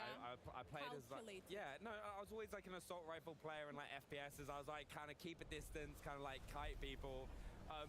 But one thing I want to point out here is there is a glowing corpse which you see throughout the game. They pop up in certain locations. Can you tell us a little bit more about that? Yeah, so that's actually your last corpse, exactly where you died on your last run. And he has the exact same build you do. So at the end, once combat's over, you can choose to fight him and get back one of your skills, but at an increased power level. So, but it's always risky, right? Because if you had a really good build before, it might be a hard fight to win. So you got to kind of pick and choose your battles. But it is a way for you to get something back that you had on your last run that you really liked. No, I can just imagine though. Bex is never going to see the glowing corpse. I know. That's like the nicest thing you've ever said to me. Oh, what do you mean? Penny. I mean, yeah, the glowing corpse sounds great. I love that element of, it's almost like Soulsy. You get that reward for going back to the same place, and especially in roguelike atmosphere. I love that as well. I mean, we're seeing so many sick-looking visuals here. I can notice some of the symbols from your game's Callisto Protocol and lots of this new art style that we can enjoy as well. Their eyeballs, which is great. But what was your philosophy behind this? And like, I guess, kind of moving away from Callisto Protocol too. Right, so we wanted to create something that was different and lean into things that we really enjoy. So we're big fans of comic books, graphic novels, and we also wanted to have more of an irreverent, fun tone to this game. So we gravitated towards this style and look that you see in the game. It's a little bit more vibrant, colorful, and it allowed us to really experiment and play around with the variety of enemies. I think we have over 34 enemies in the game. So we really wanted to just kind of go all out with the colors and everything. So that really worked well for us, and we think it definitely looks different than the previous game. And the other thing that we really liked about this particular game this time was we partnered with a group called Mutato Musica. Okay. And we wanted to create our own unique music for the game. So we came up with this idea for future punk. So the soundtrack is kind of got this arcadey punk kind of vibe going on. And we really enjoy it, so we're pretty excited about that. Yeah. I love that. Yeah, no, Future Punk is definitely something I think I could get into as well, and I love the art style. But Ben and Steve, like, big thank you for joining us. Well, but if you've got any last words for everyone watching about Redacted? Well, we hope everyone enjoys playing it as much as we enjoyed making it. The team had a great time doing that. Yeah, and I'd like to say thank you very much for allowing us to reveal the game name today with you. And I want to thank the team at Striking Distance for all the wonderful work they did for this project. Thank you. Heck yeah. I mean, yeah, thank you for letting us be included in this honor as well. We'll definitely be watching out for more Redacted. I cannot wait to get my hands on it when it comes out on October 31st. Very scary. Pre-orders are open right now. So coming up, we've got a sim that is unlike any other sim we've seen before. But first, fans of the first Descendant have been not so patiently waiting for more on Season 1. Well, guys, the wait is over. Let's have a look.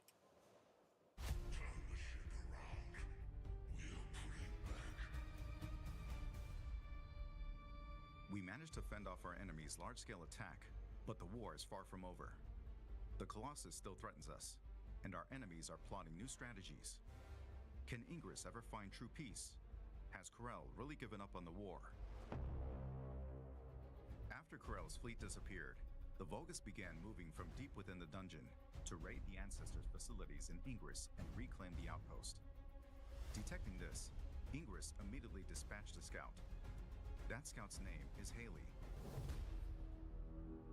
Haley, who rose from a supply soldier in the guerrilla unit to a legendary sniper, is now a newcomer in the Descendant Corps. Ruthlessly eliminating enemies with her anti-material sniper rifle, she dominates battles with her ability to drop her body temperature and emit cold air when her emotions run high. When shooting from a distance, her weapon's critical hit multiplier increases. The reason I said it like that is because every time I always go live, I always cause issues with people or start issues off camera. And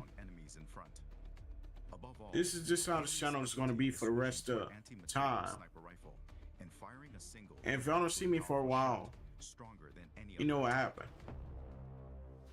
In Season 1, the Vulgus launches a new strategy, the Invasion. Invasions occur randomly in 2 dungeons of the hard difficulty infiltration operations. Players can choose to enter between the existing operations or the invasions. I've been in my invasion dungeons are only available for solo play. Done almost all week because of it. 3 Vulgus legions will it's how I ended things off. Mechanisms. The quantum field creates and then I never really said as much about it. The resonance so I don't want it to massive explosions with the energies of RK and the Iron Heart. The Keeper tile encryption device maintains a powerful to consume system. me. Invasion dungeons present new mechanics that disrupt the Descendants' operations. Word the fuck out of me. Mechanisms and swiftly eliminate them. Invasion dungeons are designed for speed runs, and the faster you clear them, the greater the rewards that await. After coming in contact with the Iron Heart, Descendants experience an RK resonance phenomenon. This resonance grants the Descendants new powers. It's the season growth inversion reinforcement. Inversion reinforcement is a new growth system that resets at the start of each season. It includes 5 types: hunting, attributes. And when it does get better for me on this channel is when the inversion reinforcement. The day I learn stuff. And I have to. Everybody has to learn everything that they don't want to learn. Each season, we plan to tailor and replace embrace the inversion reinforcement effects, providing effects that perfectly fit the seasonal content. I'm trying to fake like I'm all right To a new descendant, to do that Ultimate a lot. Descendant will be introduced in Season 1. Ultimate Freyna, who has evolved Arcade's toxicity into a more powerful weapon, will make her debut. In Season 1, But I'm bothered. you can discover Freyna's exclusive story and uncover the tale behind the name of her skill, Room Zero Trauma. Excava is an assault rifle with powerful versatility. It can be obtained through the Battle Pass and is also available as a free reward. Excava charges voltage when attacking enemies. And Every time I become a part of a group, it always ends the same way. It's either I can't leave or one of the stupidest fucking things happen. I say some shit or complaining and act like I'm not allowed to talk. Anybody should have the freedom to say what they want to say. If you feel some type of way, you shouldn't get held back for what you want to say.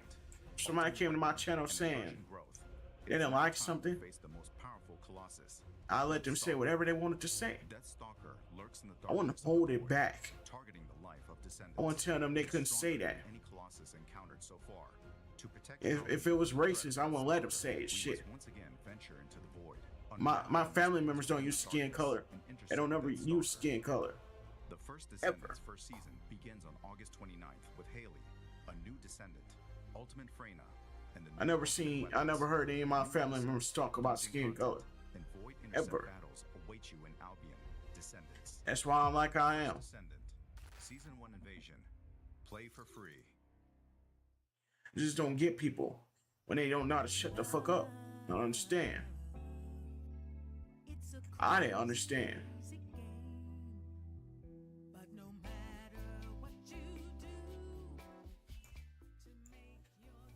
Just fucking saying, bro. If next week I'm still not in my good form, just know I'm still worried about what I said. Everything. Sometimes we can't take back what we do. But just remember that if I'm not on YouTube as much anymore, you guys know why. So I've been on YouTube for 10 years. I have the right to complain and say what it is for me and what it doesn't seem right. Watch people mad when I have the freedom of speech to say what I want to fucking say. Watch people fucking mad about that. I was raised well enough to not ever use race at all. That's how I was raised. People got a fucking problem with that shit. So how I was raised.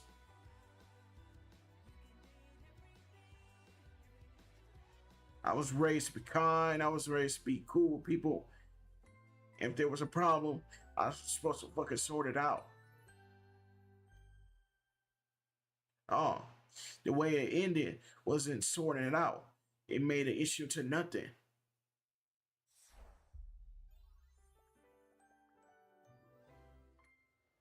As developers of the relationship I don't give a fuck. the Overcooked series, if you know, you know, it seems fitting that they would take on a dating sim in a rather That's why. unusual way. Here to tell us more about the quirky home furnishing dating fever dream, this is Date Everything from Sassy Chat Games. Please join me in welcoming co-creative lead and executive producer Robbie Draymond, writer, producer Amanda Hubbard, and lead writer and designer Ray Chase, all the way over there. Hi Ray, how you doing? Thank you so much for joining me. How are you all doing? Are you having a great Gamescom? Really, the best Gamescom. And, you know, just so you and everybody at home knows, I know my name said Amanda, but I'm actually Tiago today. It's all good though. Sporting our lead programmer's jacket because someone stole my jacket out of my box. So if You're not gonna ever hear me fucking talk about it anymore. It's the last time. Wonderful. So all good, maybe aside from Tiago. I'm good, no chat. There we go.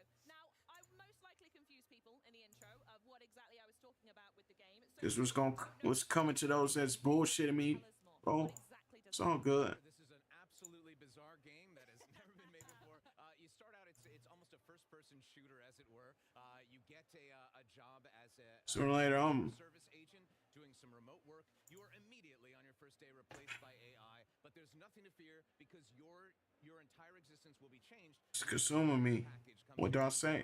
Which holds these glasses called the Dateviators, which allow you to directly acknowledge a thing's existence or date everything in front of you. Because that's the first thing I would want to do if I put special glasses on. It's like, who do I want to date? Exactly. It's very intuitive. Absolutely, yeah. I feel like you've made the game of my dreams. What about any other things to add, or has Ray basically just nailed that? No, Ray's our lead designer, hit the nail on the head. Yeah, Sure, it's perfect. Yeah.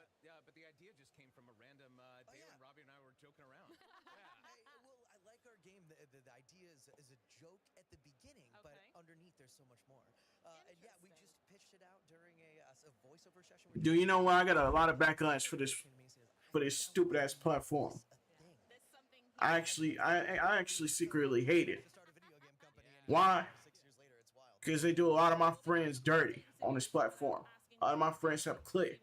Also of them went to Twitch. Yes, absolutely. I'm not lying. Lots of people I know went to Twitch.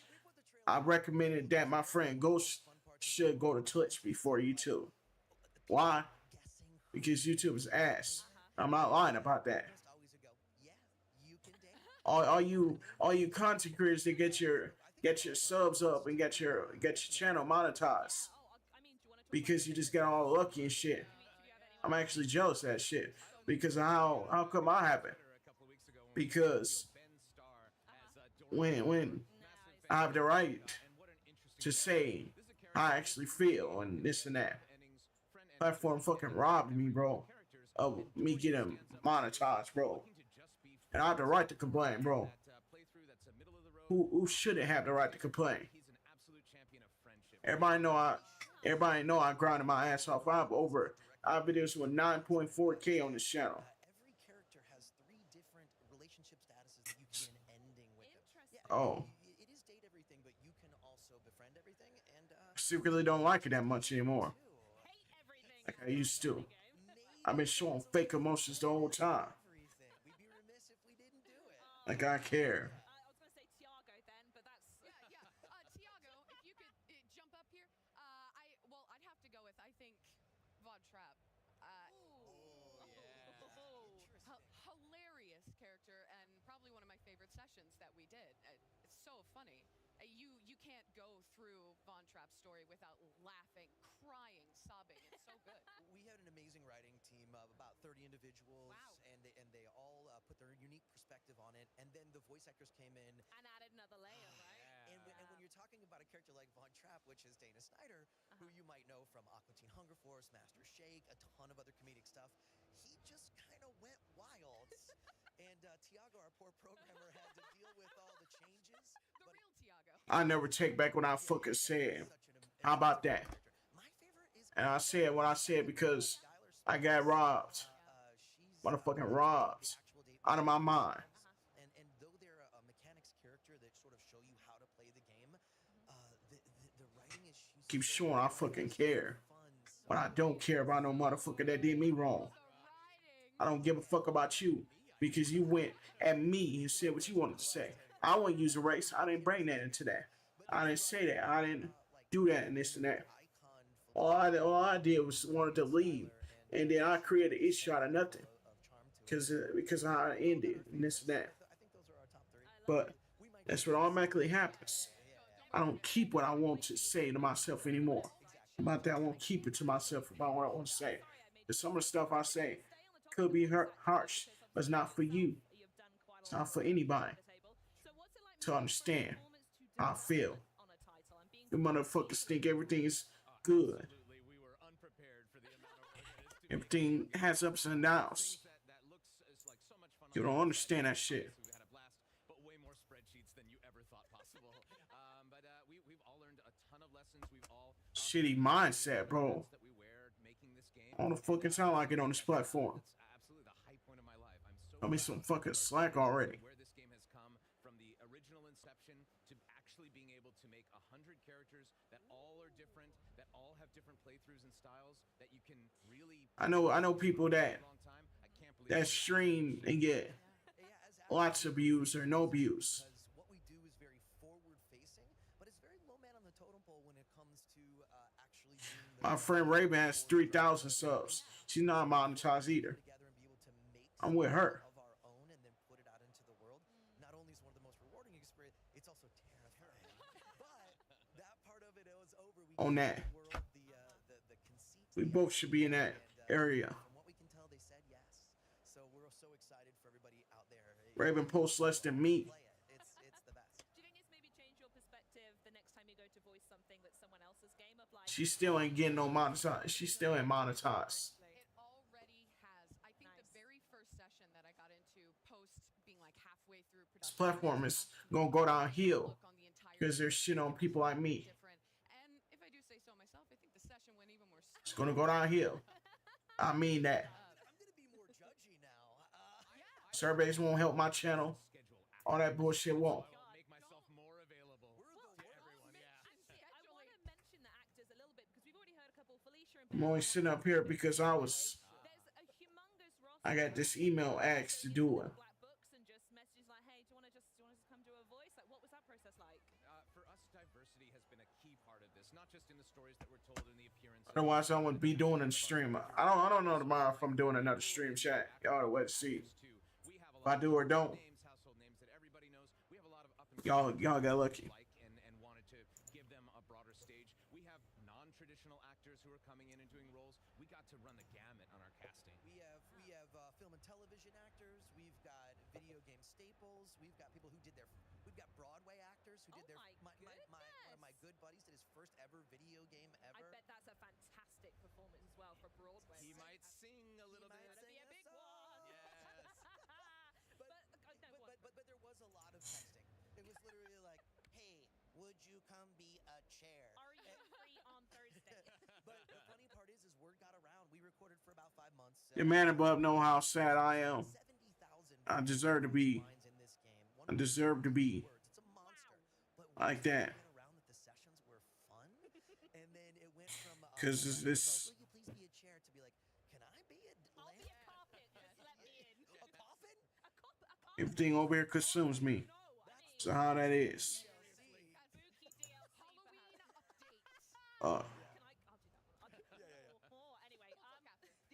Right, we're gonna go down the bench here. Okay. I want to know who you are in the game. I try to be so nice. Motherfuckers don't want that. Like you're in it. You're all over it. Just so you know, this is an Xbox exclusive then, right? Fuck you too, hate ass bitches. Because I'm on top of my grind. You can't stop me. You want to hate too. Bitch, I could show you I'm a hater too, bitch. Guess what? On your fucking channel, just like on your fucking shit, bitch. I do the same thing to you that you doing to me, bitch. You don't know me. Nobody knows me out here. Slightly different voice. So if you love me, you're gonna love this. If you hate me, it's gonna be painful. You have something else to worry about, bitch. Can I get a live or no? I'm for real. Trying to be the coolest dude out here.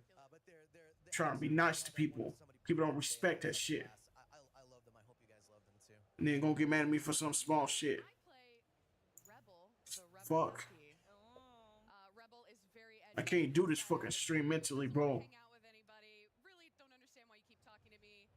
But secretly underneath, Rebel might have a little bit more heart than that. Maybe, probably not. But definitely can't reveal that. You gotta work to get there though, for sure. You really have to put in. I've been off for the last few days. Trying to hold in what I'm saying. Act like I give a fuck. I really don't. Images of Rebel populating the internet in the best, most fantastic way. I was not expecting that. I'm so glad people. Ooh, acting like he. Because you 30 years old, huh? Age don't mean a damn thing.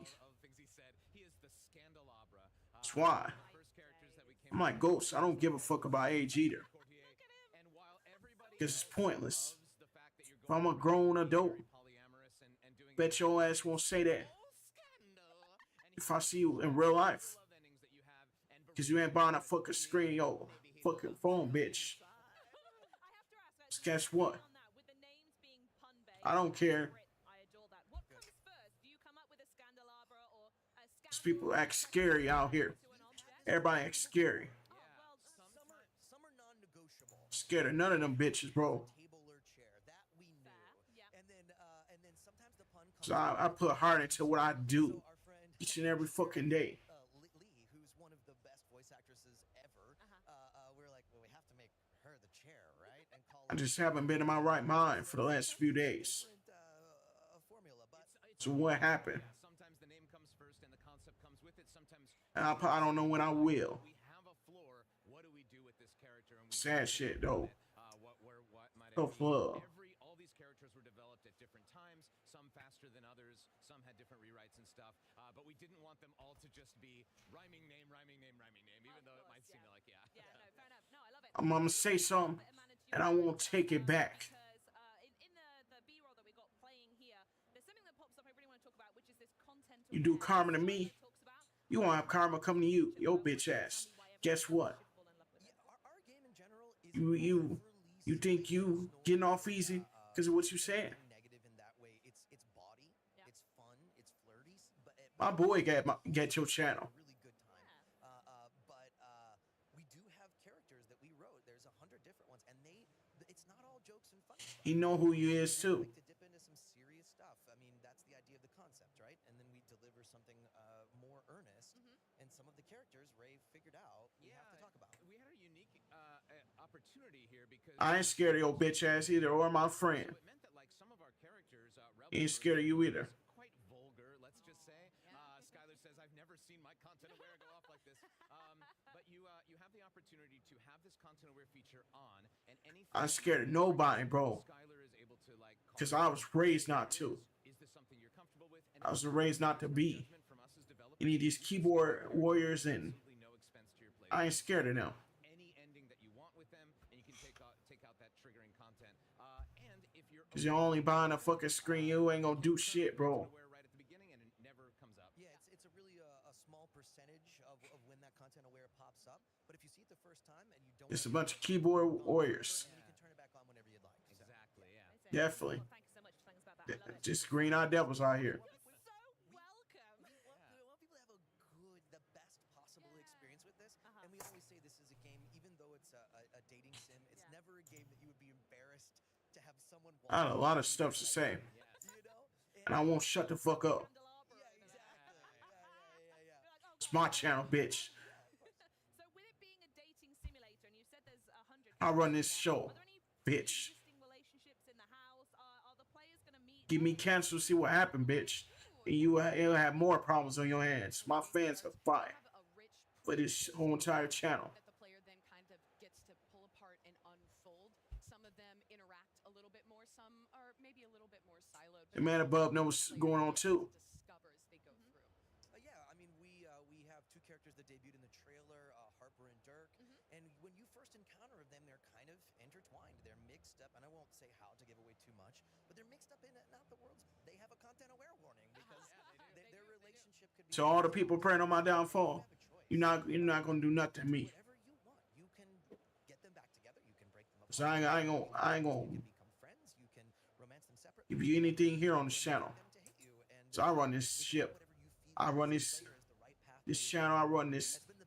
I run my Discord server and all that. And getting to see how they react, and we had some people go, "Oh no, what's I run the show over here. And we went, "Oh yes, what does this say about you?" That's the point. And guess what? You can't make me leave. The idea. Yeah, wonderful. And I think we'd also be remiss not to mention Motherfucker. the house. There's loads of rooms. The environment itself is a little bit of a character. So I wonder if there's anything you can share about the system in the game or the locations. Yeah, well, we have secrets in the game. Oh, absolutely. We have. Do you want to tell me them all now? We absolutely. All right. Number 78 is.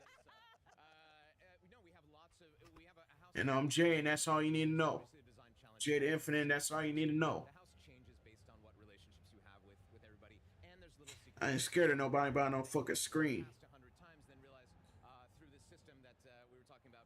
They just think they got the balls to say anything to me. But you don't even know me, bitch. If you did know me, bro, I swear, you would want to know me. Find these more secret characters.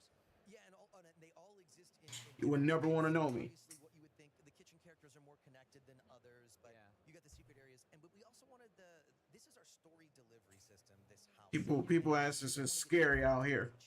Act scared because they behind the fucking screen won't do shit. What you do in the story will affect the But show. But you're right. We want it to feel homey. We want it to feel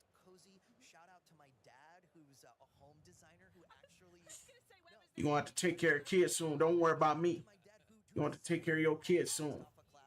And that's what's going to happen. Don't even worry about me, homie. You worry about the wrong shit. Love it. Well, it's also described a little bit more of like a sandbox type game where, as you've said before, Ray, that you can date anyone, anytime, in any order. So I assume that there'll be some surprises along the way for the player. I know you're not going to tell me all the secrets, but is there anything you could tease for everyone at home? Well, I'll say that's something that we haven't shown off much at this, but You ain't missed a day of uploading content. You gonna miss a lot of days when you have a newborn child. You're gonna miss a lot of days. You ain't gonna be to keep uploading this shit. You want to go take care of that child. That's number one priority. Go take care of him. Don't worry about me trying to watch me. Shit. Don't worry about that. Watch another grown man.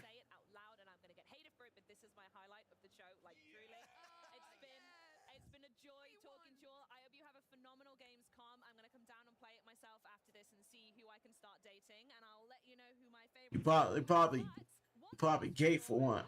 Nobody know.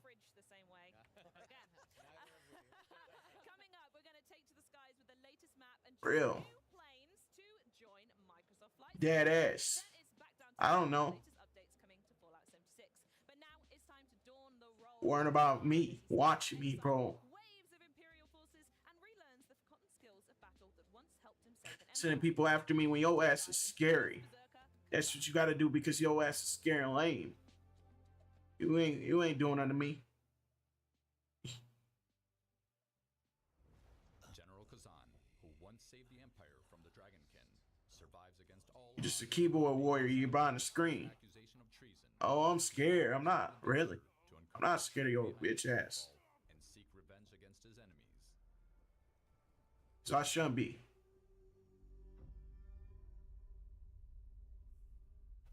Khazan's battles emphasizes hardcore action. So that's not even in the same country as me.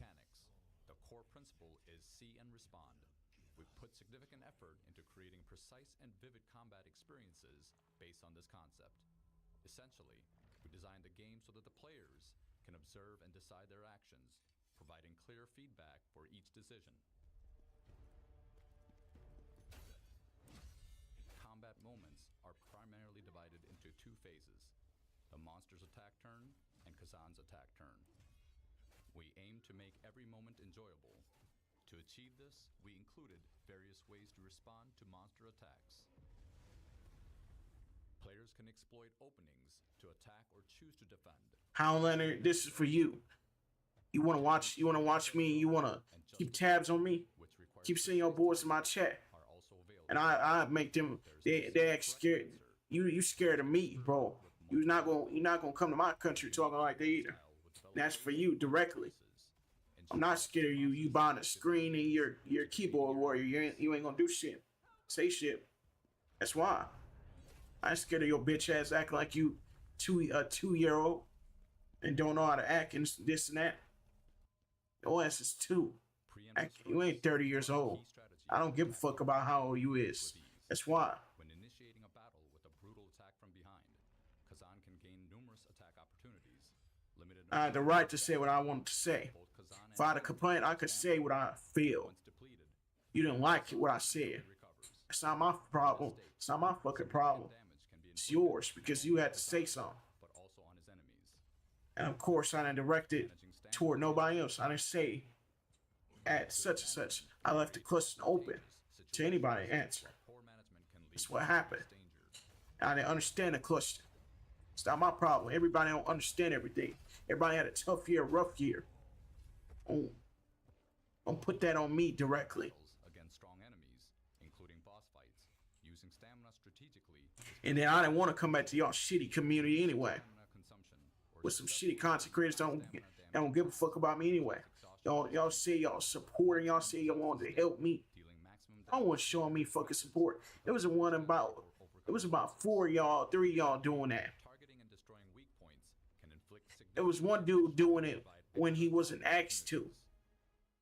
He did it on his own without being asked. Howlander, you didn't do shit. You didn't come to our video. You came to a few of my videos only once or twice. That's what I saw. It seemed like you didn't really enjoy my shit. is equipped with a Your line ass. although its attack power is somewhat lower. You ain't got to lie to me to kick it. Wide range and impressive combo attacks, making it particularly advantageous in stamina-based combat. Dude, you're weird for keeping tabs on another man. This weapon excels at efficiently draining the enemy's stamina and delivering additional damage to exhausted enemies through various methods and combos.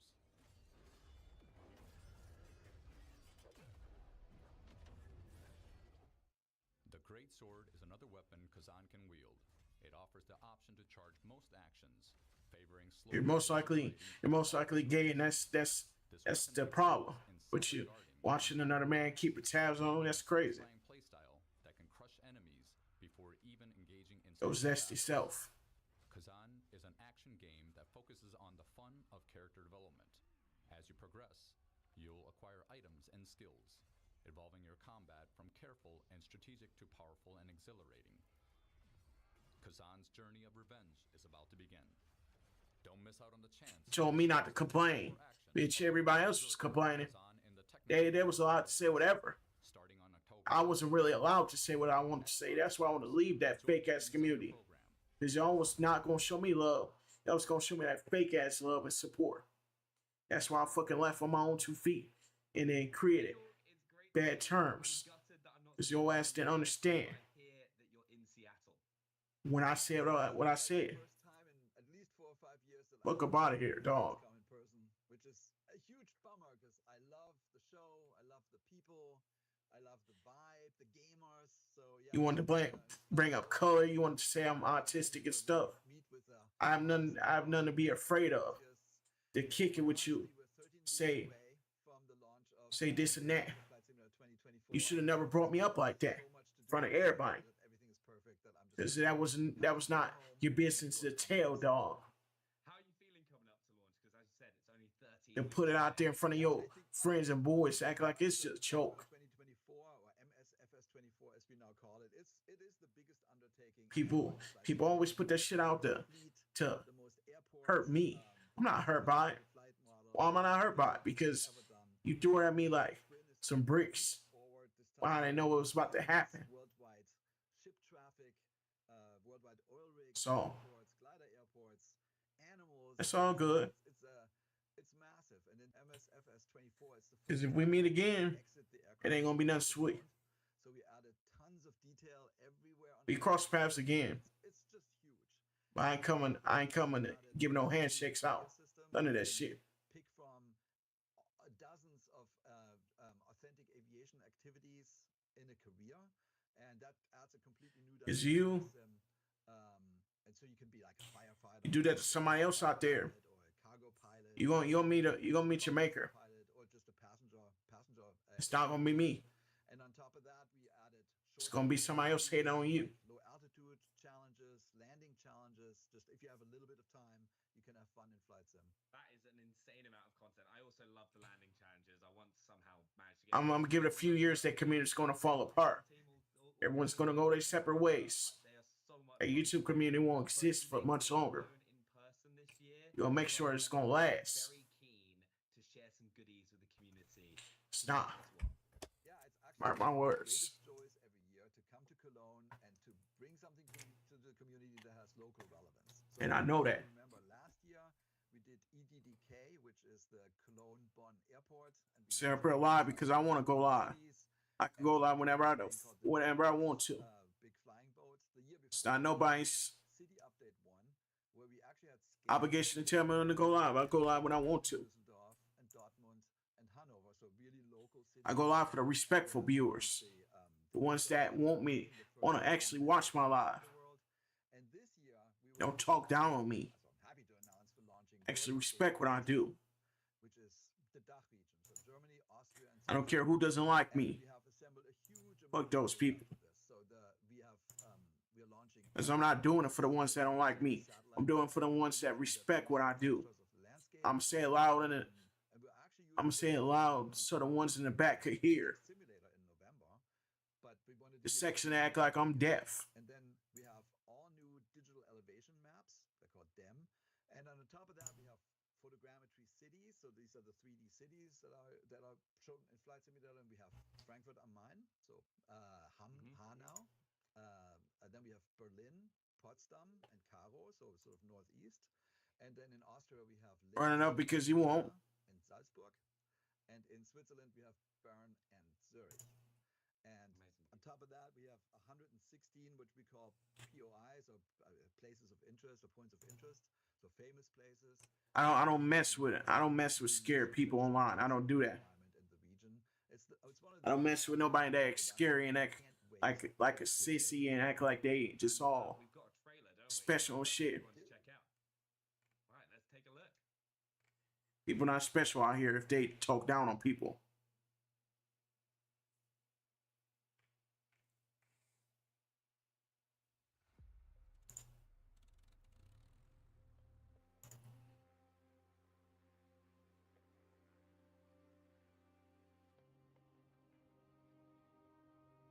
Honestly.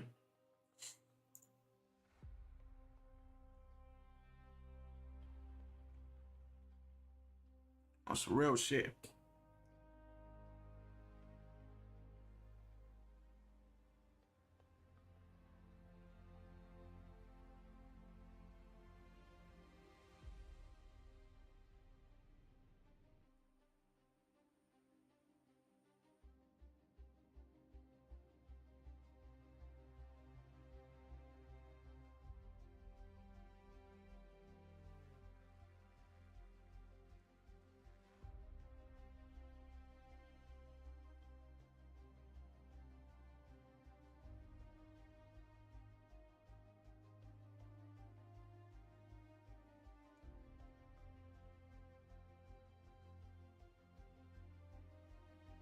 I got better stuff to do. I don't sit on stream all day. Unlike that dude's ass dude with making content. I don't make content. I make content only when I feel like it. And when I can, I try to do something else. Try to take a rest and do what I can. You know what I'm saying?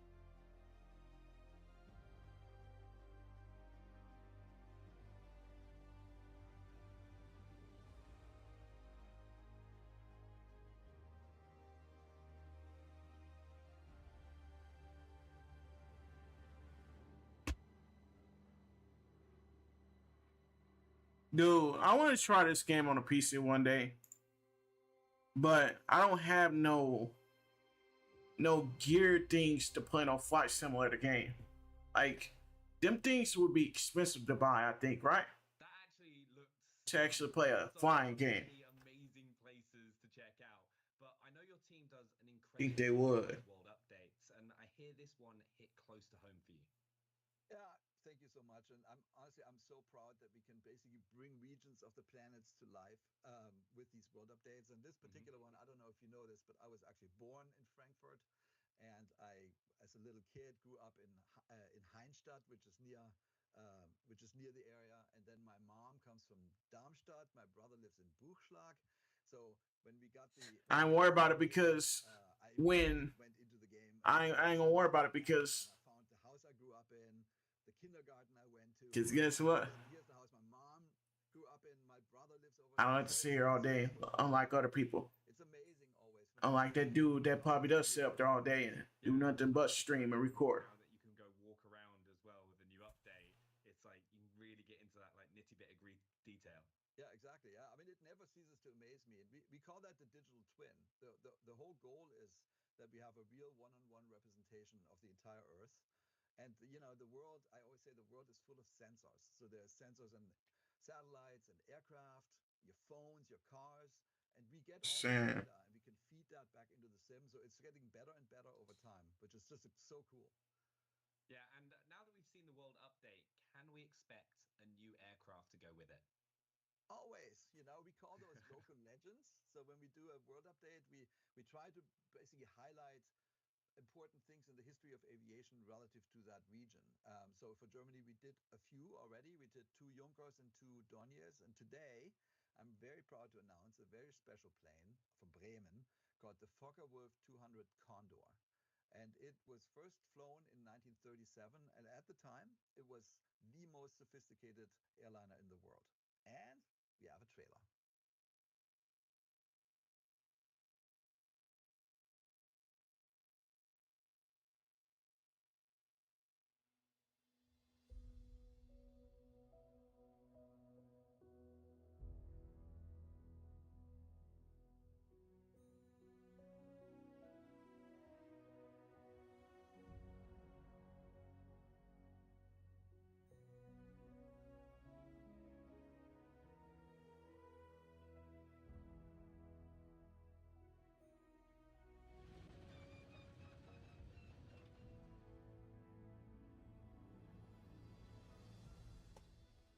Hold on, my friend wants me to get on chat. Hold on 1 second.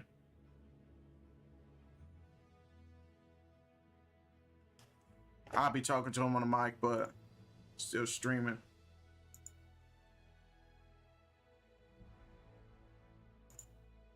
Still as loud as AF. Okay. Okay. Okay.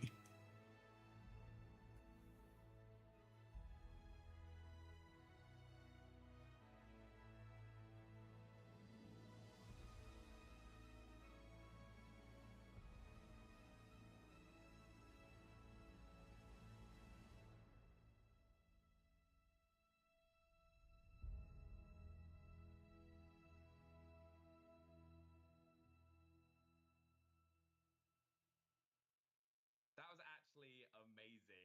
I have never seen that plane before in my entire life, but can you unpack its significance for it being included in Microsoft Flight Sim? Yeah, thank you. I mean, it's not at all surprising because the plane, you know, it came out in 1937 and it was a civilian plane. It made a famous flight from Berlin to New York. That was the goal, to have passengers in one go fly over the Atlantic. At the time, typically people flew in seaplanes and they had to take several stops. So this was the first one. And the reason why it could do that is it was very light for its size. It was only 17 tons and it had they had 4 great engines, lots of tanks, and it flew much higher than everybody else did. So typically planes at the time flew 1,500 meters altitude. This one flew 3,000. So you could go, the air is thinner, less resistance, so you can go much further. So it was a major step forward. However, you know, obviously the war came, and then the plane unfortunately just disappeared from the skies. But there's a really interesting story. In 1988, Yo, I'm not gonna lie to y'all, chat. I'm kind of bored, bro. I might get off in a minute. They found a wreckage near Get off live in a minute. I'm waiting for my friend to pull up on into the Xbox party. This way, and then there was a group of volunteers. They call themselves the Condorians, that basically rebuilt the entire plane, basically based on the pieces they found, and that was completed in 2021. And that plane is now visitable. You can see it in a museum in Berlin. And I'd followed that story. I called the museum. They allowed us. Yo, I'm gonna sleep good after this live, bro. I think I need it. Right when we do these bro, what are you doing? Fucking webcam, bro. To help you guys. And they said, hey, York, you know, there is a Swiss guy his entire life collecting all the instruments for the Condor, and he had sort of built in his house a dashboard of the Condor. But the man was at a point in his life where he wanted to part with his collection. So Microsoft actually bought the collection from the collector, gave it to the museum in Berlin, and they integrated it into the Condor. So, you know, Flight Simulator. I want to try that, but I want to try it on PC. And when we can connect that to the real world, where people do the see how hard it is to fly. It's just one of the most awesome things, really, for us. No, it's amazing that people are going to get to play that in game as well, and it really is art imitating life. But thank you so much for joining us. We're really busy, kind of getting the last bits for the update together. you've got one cool announcement for everyone, don't you? Yes. So World Update 18, the one we just talked about, is available right now. So the sky is calling. Go check it out in Microsoft Flight Simulator and download it today. And just in case you didn't know, Microsoft Flight Simulator 2024 is releasing on November 19th. And that's also going to be available on Xbox Game Pass and Xbox Game Pass for PC, so everyone get their hands on it. But Jorg, thank you so much for joining us, and we'll see you here next year in Cologne. I will be there next year. Thank you so much. It's good to see you. Oh my God. See ya.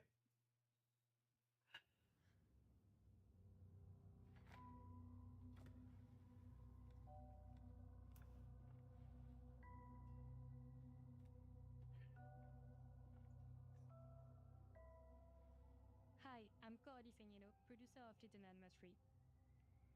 We are very excited to have the game playable at Gamescom this year, but for all of you that can't be here, we wanted to give you a sneak peek at our demo, as well as some exclusive footage.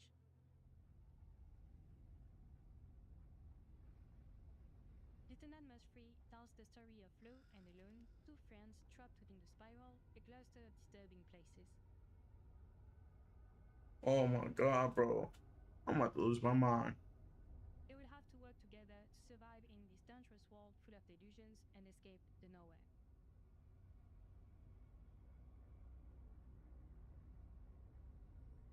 While Little Nightmares 3 is still playable in solo with an AI, you'll also be able to play with a friend in online co-op and face your childhood fears together.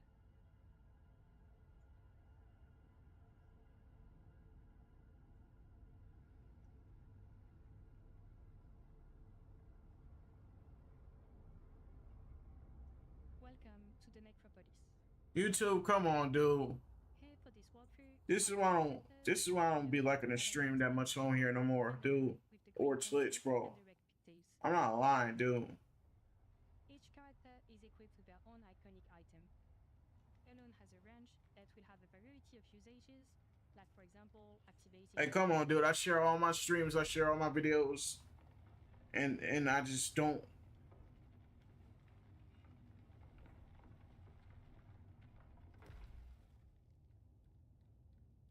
Lo's iconic item is a bow. It can be used to solve puzzles and make new paths when the road seems blocked. To survive in this dangerous world, teamwork will be essential, as Lo and Alone will have to work together to keep moving forward. During the game, our two friends will find new items to help them progress.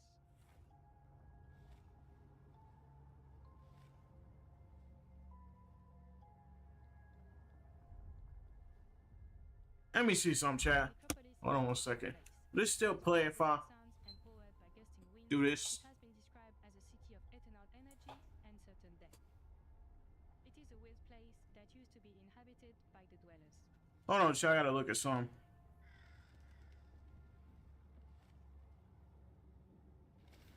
I'm for real, chat. As you can see, the ancient metropolis is now more of a ghost town, and it is unclear what happened to its... Right after I end this damn stream, bro, I'm either going to sleep or I'm going to just chill with my boy. And the Xbox and a PlayStation party. Not PlayStation party, why I say PlayStation party.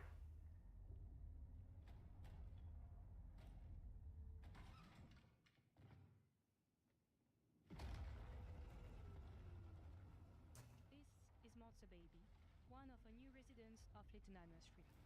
She might have some... This bullshit. ...to Necropolis and the people that used to live here.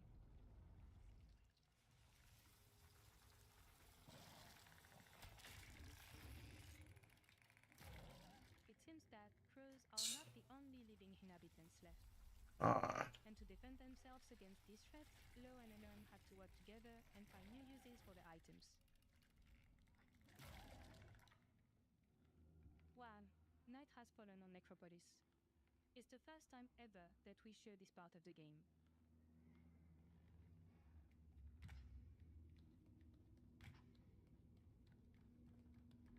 As you can see, the mood in the real city has changed quite a bit.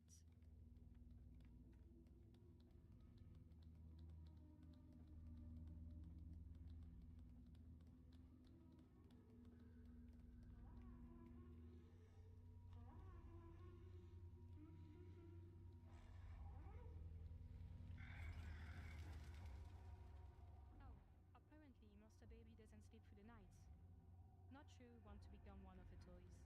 What the fuck? Probably avoid your gaze and play hide and seek behind the blocks.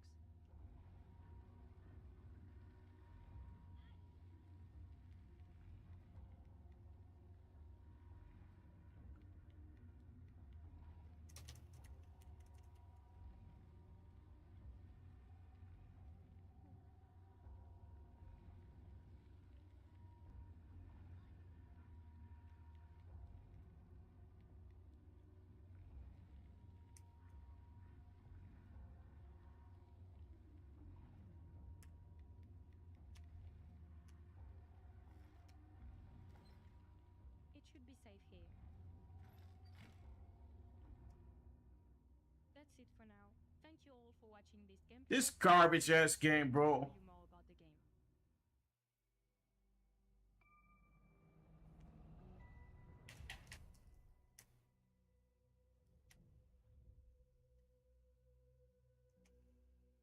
Little Nightmares 3 will be available in 2025 on Xbox Series. Dude, all the little games is 2025, ain't they? The game now to make sure you don't miss any news. Well, that was a spooky new look at Little Nightmares 3, which is coming to Xbox in 2025.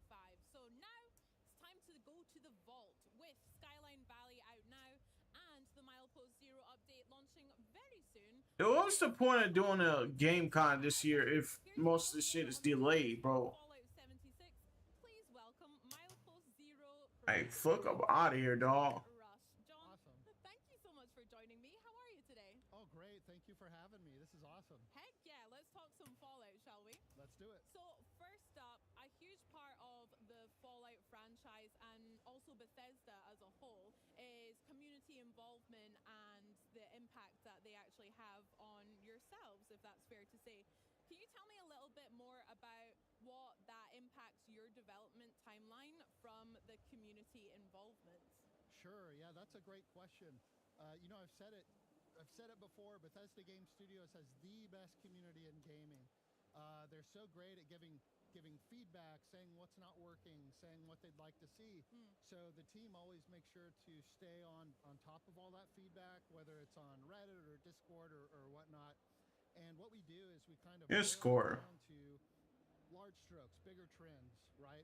And what features can we make to satisfy these things that players want, and how do they fit across a timeline while satisfying our builders and our adventurers alike. Nice. I mean, you mentioned Reddit. Dude, Fallout 76, bro, is dope as fuck.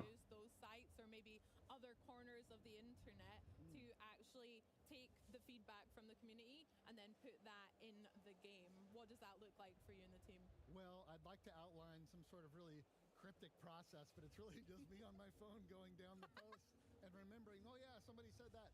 But you know, it's more than just reading the feedback. It's also being able to look at that feedback through the lens of a player.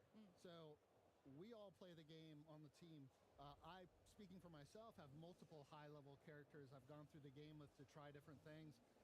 Multiple new characters fresh out of the vault to try different things. So looking at that feedback that we get from players through the lens of players ourselves and kind of trusting ourselves to make the right choices for the game. Nice. Showing off with quite a few high-level characters there. I see you. And by the way, I made those myself. I wasn't giving them. Thank you. No, that's very good. We were chatting before about one of your latest characters, your ventures. Care to tell us or share with the viewers about the captain? Oh yes, the latest character sometimes shows up on the socials, and that's Captain Nuke McCloud. Nice. And Captain Nuke McCloud lives up to his name and loves to drop nukes. So we get the community together, and they follow me around while I drop nukes, and we just have a lot of fun. I'll stay out of the way of those servers. That's avoid the nukes. Yep. What is the reaction from the community that you see when you do take those comments, that feedback, and actually put it in the game? What's it like seeing the reaction to those from the community? I think it's great. It's the type of feedback that we kind of get over time. Fallout 76, I see you. Taking a specific thing like I want a neon green wig or something like that. It's looking at, hey, I'm looking for more things to do at the end of the game. I want more challenging experiences. So as those features kind of come out further down the road, we see that positivity from players reflected back at us through comments and feedback. That's really cool. I mean, yeah, I love some character creator options as well. So maybe a neon green wig would be great, but that can wait as well. We've got plenty to do in Skyline Valley at the moment as well. And with that came the first new map expansion for the base game. Can you tell me what that means to you and the team and to the game itself about having that map expansion? Absolutely. So I've been referring to it as a map mutation. Nice. Kind of keeping it within the vein of Fallout. But what I've come to learn over the years is that, players really love to play on the Appalachia map. Appalachia in our game is really kind of the main character, and we were introduced to Appalachia when the game first came out, and it's really changed since then, and all the updates that we've had. So knowing that players really like to stay in Appalachia and experience that, we wanted to give them opportunities to continue telling their own stories. So using Skyline Valley as a reference, they have more places to build, more places to adventure, and also using Skyline Valley for a way to further the story of Appalachia itself, telling our own stories for the players to experience. So the idea for Skyline Valley came from Vault 63. It was really mysterious what was going on. Vault 63. Is that a new area? Well, it's about Vault 63, and that's dark and mysterious. So let's make this region dark and mysterious. And so that's kind of where the tone of the new space came from, and the thought behind it. Yeah, I mean, I think it's the mission, the pre-update mission that you do, and you go to that massive big manor house, and like literally just looks like hellfire everywhere around, and it is very much dark and mysterious, but also very fun to explore. What other things in Skyline Valley, what other game features were added with this new update, the latest one? Game features added with Skyline, well, there's a new horrible creature walking around called the Thrasher, which is just awful. Yeah. this big turkey abomination, which is a lot of fun to see.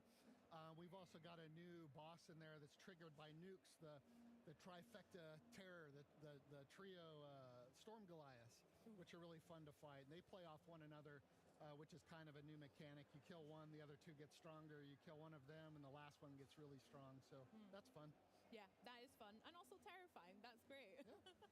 And then also with Vault 63, we've got a whole. Yo, this looks fire. Which is fun. And speaking of ghouls, it would be fair to chat about the Fallout TV show. Yo, that actually looked fire. Tim Goggins, aka the Ghoul. So, how are you enjoying the TV show? Firstly, have you enjoyed it? Which viewing? I've watched this series about 4 times. Heck yeah, I love it. Great, awesome. You can recite it already, probably, dreaming about it. What I love most about the show is through the visuals, through the story, through the characters, how true to Fallout it was for people that maybe weren't familiar with Fallout before, or maybe had played other Fallouts in the past, watching the show, experiencing that story and wanting more. Where can they get it? Come to Fallout 76, come to Fallout 4, come to 3. So it's been great seeing that influx of players coming in, having fresh new Fallout experiences to them. Yeah, that's such a good point. You're so right. I think I was a massive Fallout fan before the TV show, but again, just watching that and immediately... I was a fan because I played like Fallout 4. When that first launched. I mean, I used to fall asleep. This is really sad, but I used to fall asleep listening to Diamond City Radio at nighttime. But yeah, the TV show just encapsulates everything. You're so right. And with that success, how has that like been reflected in Fallout 76 as well? We've seen some, maybe some new jumpsuits added, vault suits. What other parts has influenced the game? Sure. So with the show, we made very specific offerings that had specific ties to the show, like Lucy's backpack or the cowboy duster, which players really love, and they're very Fallout, thematic to Fallout. So it was great to add those. I would say, from the reception the show has gotten, it's really sort of emboldened us to continue taking the game in the direction we have been. It's sort of fortified in our brains the decisions that we've been making that are, very, very true to Fallout, and it's really got us pumped for what's coming up down the road. Heck yeah. Can you tell me your favorite character? From the show? Yeah. It's got to be Thaddeus. Hell. Why aren't I dead? Yeah, it's great. So funny. Thaddeus is great. Thaddeus is good. I like all the characters, but Thaddeus had me laughing, yeah. Stunning. Now, we've mentioned a wee bit about Skyline Valley, but obviously we have Milepost Zero coming up very soon. What can players look forward to in this new update coming? Milepost Zero is a really exciting update. Of course, we've got the caravans that we've been talking about that I was watching players play just back there, which was a lot of fun. Caravans is awesome. We've also got a new legendary crafting system, which gives players a lot more agency into making specific gear they want for their builds, gives them a bit more control. And we've got best builds, which is a great step forward for our builders and being able to connect them so they can share their builds in game much easier and show appreciation to one another. If you run across a best build camp that you like, you give it a thumbs up, and upvoted camps with most thumbs up get featured on multiple servers across Appalachia, so it's really cool. That sounds sick. I'll definitely be challenging myself. I love games like Fallout, and then also in Elder Scrolls Online, and then I love building in The Sims as well. So yeah, definitely I'll be building and maybe taking some inspo from the rest of the community as well. That sounds awesome. Cool. I can't wait for that. Now, you mentioned as well you've seen some of the fans playing it here on the booth at Gamescom, and then also in the public test server just now.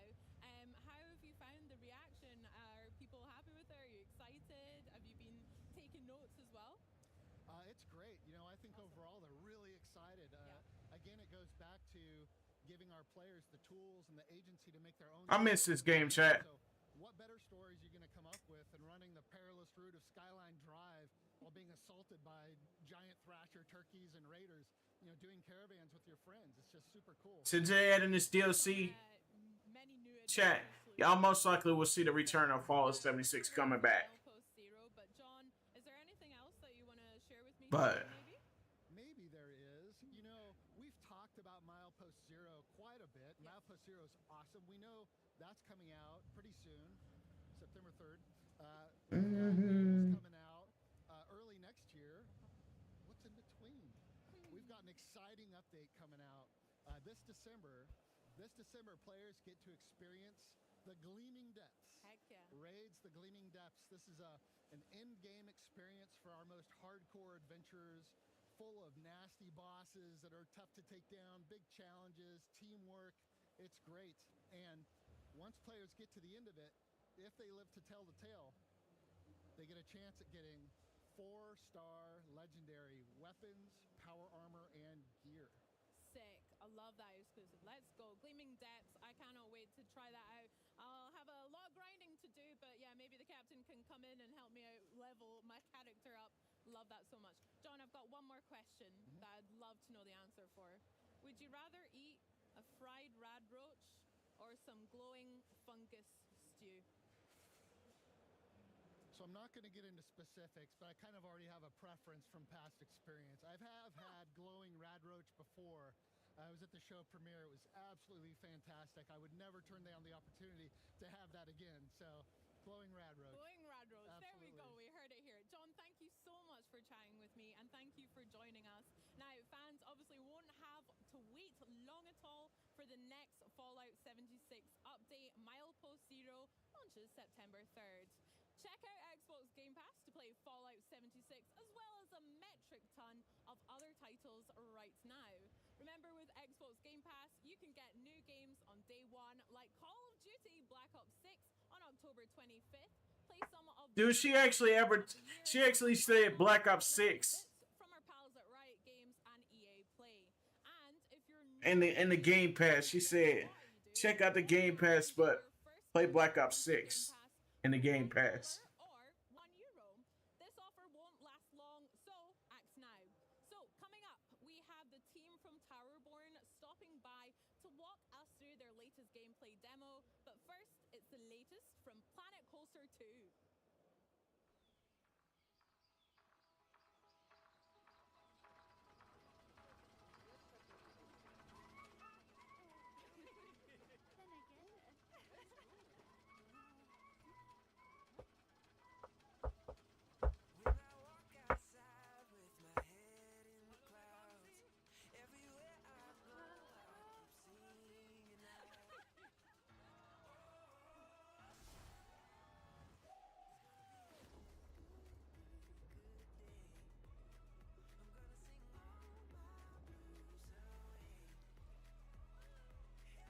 Dude, why does this look familiar to the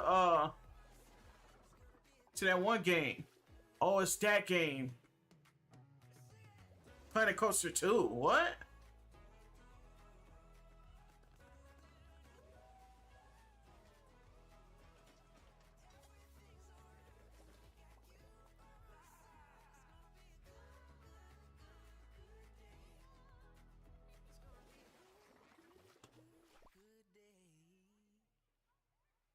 Dude, they already got a second one?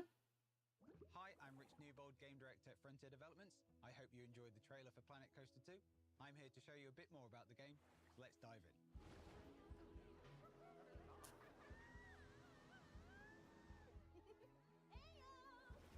Planet Coaster is a creative management simulation game where players can build their dream coaster park, manage that park, and then share their creations with others. In Planet Coaster 2, we have new water park features. We have deeper creativity, new management tools, and the possibility of building a park with a friend, one player at a time, by sharing a save. To celebrate our new water park features and new creative tools, we're going to be adding a new flume to this pool area of our park for our guests to enjoy. We're going to be doing that by going down to our flume section, and we're going to be adding a brand new flume. We have a number of different flumes or slides that you'll be able to build in the game, one of which will be our body flume, which is what we're going to place in our pool area. Before we build the flume itself, we're going to need to build a flume platform for our guests to enter the flume from. So we're going to build our platform, and then we have a number of different start pieces that our guests will use to enter the flume. We have our kind of standard open flume piece, as well as different special types of pieces. We have a flume vertical start piece for our guests to enjoy, which is a trapdoor piece where our guests will get in, and then the trapdoor will open up and they will drop through into the flume. As we're building our flumes, we can see that our test dummy is coming as well. It will follow the flume pieces as we're adding them, and then give us the excitement, fear, and nausea rating of our flume, and then give us feedback on whether this is going to be an enjoyable experience for our guests. And for this flume, we have a number of different flume pieces. We have open pieces and we have enclosed pieces. So we're going to add an enclosed piece to this flume. We also have different types of pieces, one of which is our transparent piece. So we're going to add a transparent piece to our flume so we can see our guests down these flumes for them to enjoy. We also have a number of end pieces that you can put on your flume, including run-out lanes. But for the end of this body flume, I think we'll be adding one of our plug hole pieces, which is one of our special end pieces. So we're going to place that down, and now that's in place, we're going to edit the way that our flume looks. So we can go to our customization tab and change the different color options on our flumes. Flumes in real life have a very striking stripy pattern, and what we can do here is adjust the colors of each one of those segments on our flume. So we can change our flume special pieces and start pieces to be a nice green for our guests to enjoy. We can change the color of our second segment of our flume to be a complementary green. Change this purple area to be yellow, and then finally change the last segment of this flume to be a nice black as well. At the moment, our flume does look good, but I think we can make it even better and more attractive for our guests by adding scenery to the platform around it.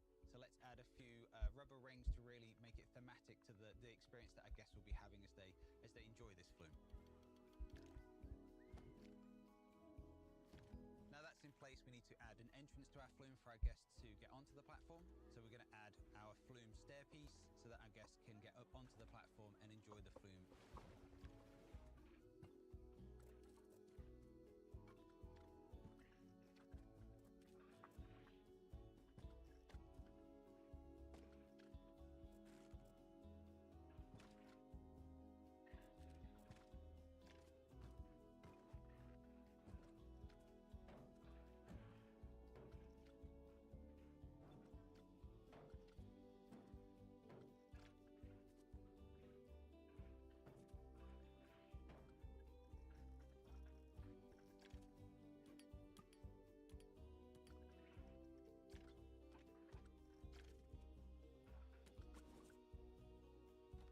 And there we go, our flume is finished and looking good and ready for our guests to enjoy. Flumes are one of the many amazing new attractions that you can build in Planet Coaster 2 that allow you to make a park that is truly unique and yours. If you like this video, Planet Coaster 2 is now available for wishlisting. Thank you for joining me. Goodbye.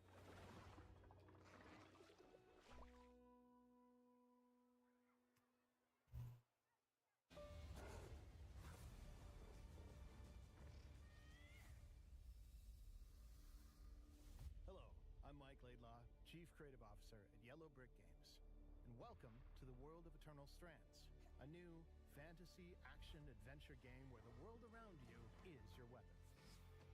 In Eternal Strands, you will embark on your journey as a young, magic-wielding weaver named Bryn. She seeks to unravel the secrets of the Enclave, a once thriving center of magic now left in ruins. At your base camp, you'll forge bonds with members of your Weaver Band, who will support you in your expeditions with their various skills. You've worked hard for this, and I have faith in you. Select your next quest and customize your gear before venturing out through the Loom Gate on your way to discover the fate of these shattered lands. In the Enclave, you can climb and interact with nearly everything you see. The mantle, the magical cloak on your back, grants you control over frost, flame, and kinetic magic. Combine these elements in creative ways to manipulate the environment to your advantage and defeat your foes. But the Enclave's foes come in all sizes. Behold, an Ark. This colossal 25-meter construct wields immense power. Pick your battles. Rather than risking your loot, return to base camp. A day has passed. Reforge your gear with your hard-earned resources to even the odds against the mighty epics. No two battles are the same, as epics roam freely between maps, and extreme weather alters the battlefield in this true physics playground. Harvesting strands from these formidable adversaries allows you to weave new abilities into your mantle. With new powers at your command, and the world is your weapon, you hold the key to uncovering the mysteries of the Enclave. Take up the mantle in Eternal Strands.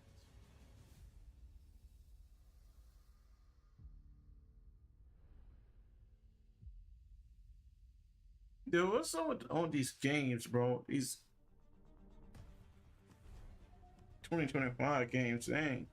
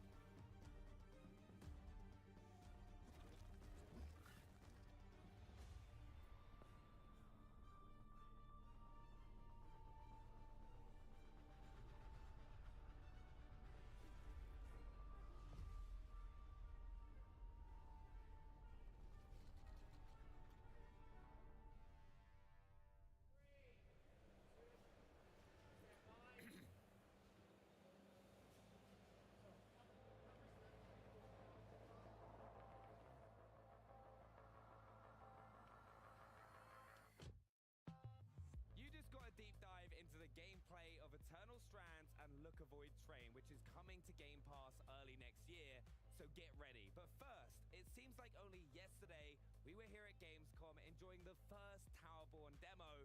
Now, a year later, the game is nearly ready for prime time.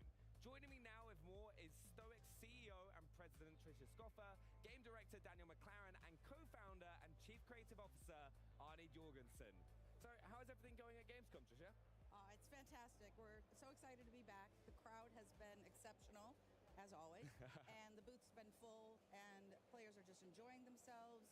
A lot of excitement, a lot of smiles on their faces, and we're just happy to always have the game in the hands of the players. Yeah, it's been amazing at Gamescom this year. So many people, but it's also been a huge week for you guys. Indeed. Tell me a bit more about it. Absolutely. On Tuesday, we announced that we will be on early access on Steam on September 10th. Yep. And we're coming to game preview on Xbox and Windows PC in 2025.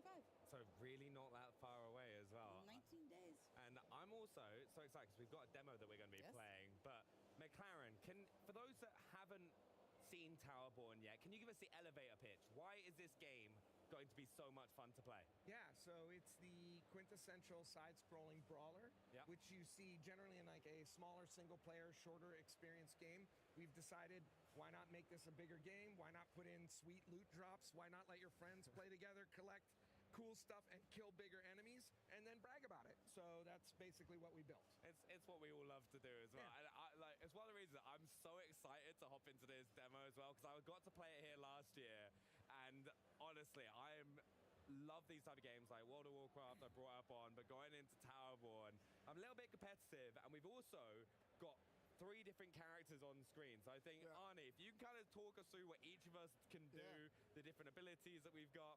Sure. So everyone just kind of mess around on this first screen before we get too deep. But we're going to be going to early access with 4 different classes. Here we see the Shadow Striker. She's got dual daggers, and she can move about the screen really quickly and do high damage. Then we also have the Sentinel with the sword and shield. He can block, and he can also parry. So if done at the correct time, you raise your shield, bang, they become dizzy. And then we got the Pyro class here with the War Club. Big, slow, heavy damager that can fight through damage. So that's the 3 that we've got right here. We're not showing off the Rock Breakers, which, oh, I'm sorry. No, that's not daggers. That's the Rock Breakers with the giant clubs. I know, this is the thing. What we're not showing is the dual daggers. That's right, the Shadow Striker. I'm sorry. Yeah, I'm actually quite excited because I have seen Trisha use the fists before, right? And I was like, she was doing a lot of damage, so I was like, that's what I'm playing as. So I've also got is it an ombre above me? Is it an umbra? Yeah, an umbra. An umbra. So how does that work? So the umbra is part of your loadout. We're going to be launching with about 9 different umbra and then adding them as we go through early access. But all the different umbra give you different abilities. Some could do damage, some could do healing. So we see 3 different umbra here today, and we'll see what they do. Well, I'm quite excited. And how do I trigger? Is that with my right trigger? That's with your right trigger. Now, if you press your right bumper, that's when you're going to do this massive damage punch. Oh. Okay. So I don't want to use that. So that's the little thing on the bottom of the screen, isn't it? When you can kind of see the bar. So the orange bar, if you look at your HUD up there, the orange bar, as that fills up, that will be your right bumper button. That's the special ability. Okay. The 3 little pips down at the bottom, when those turn blue, if you hold your left trigger and hit your light attack or your heavy attack, it will do 1 of 2 special abilities and consume 1 of those pips. Okay, nice. All right, should we go forward to our first fight? Right, I'm kind of just. Good luck, Ben. All right, I'm going in first. It's not because I'm trying to do the most damage, I promise.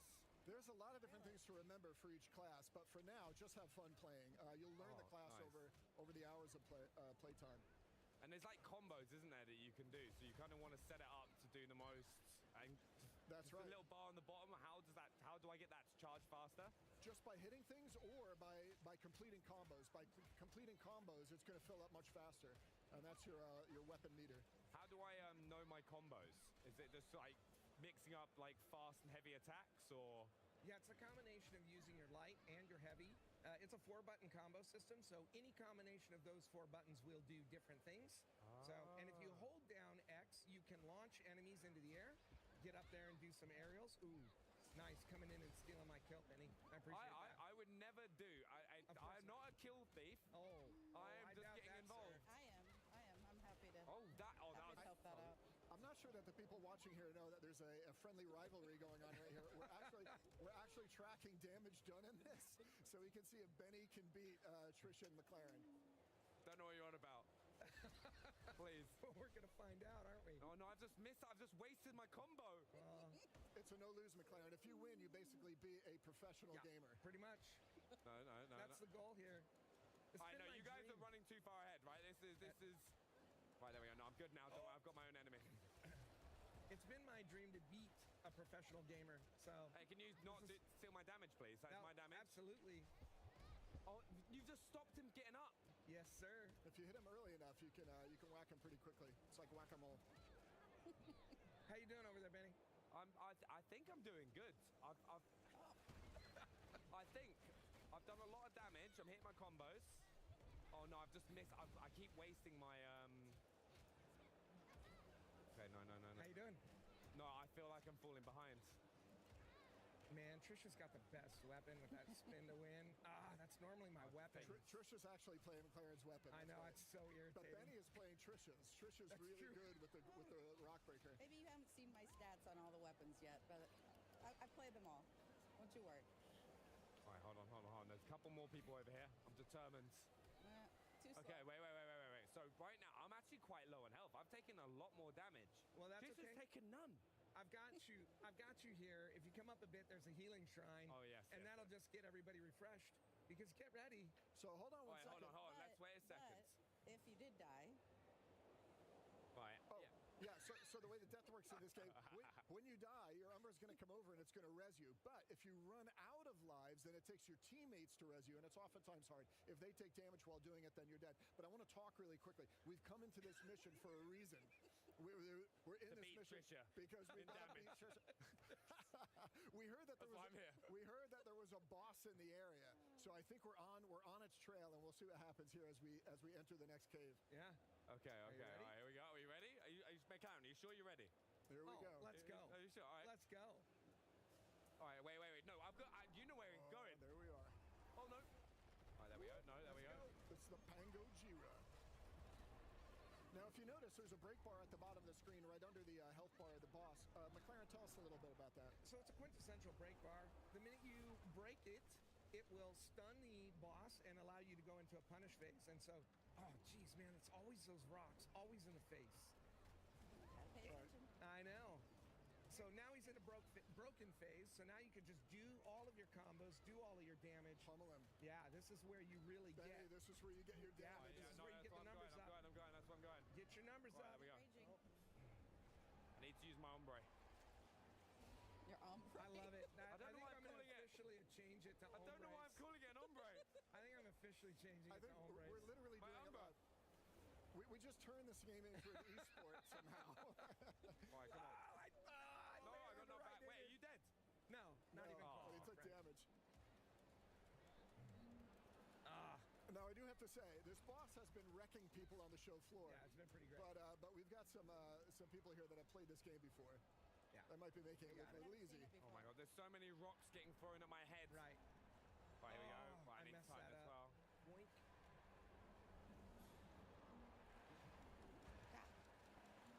All right. There we go. No, I've just wasted. No. This is the type of fight, as you would expect in any game like this, that if you beat a boss, you're going to get wicked good gear. You're going to get great weapon drops, aspect drops, which are gems or mods that you can slot into your equipment. But this is the type of fight that you want to go into and get beat, because this is where you get the good stuff. Yep. Welcome back. Oh, I've just done. By the way, I've just done so much for us there.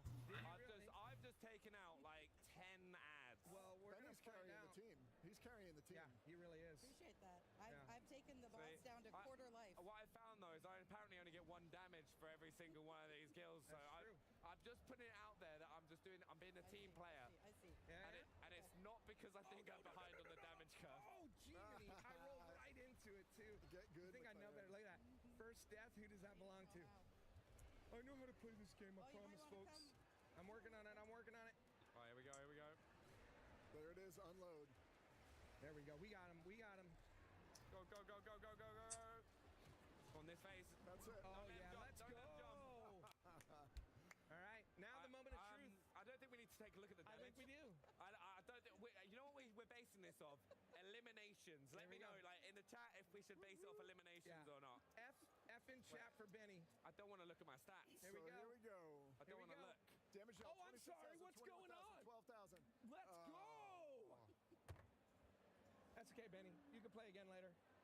Can we like? Oh, Is come on! this correct? I know there's something wrong. I defeated way more than 9 enemies. Did you though? I swear I did. Did you though? Well, that's They played the game once or twice.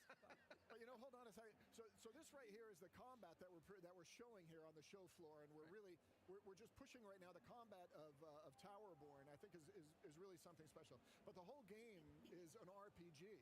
There's a huge map that you move out onto, and you explore tile by tile, just like this, and you uncover through the fog of war different areas of bosses, loot chests, ventures, which are our version of dungeons. There's a ton to explore in this RPG, and then you go back to the tower and you get your missions. You go to the forge.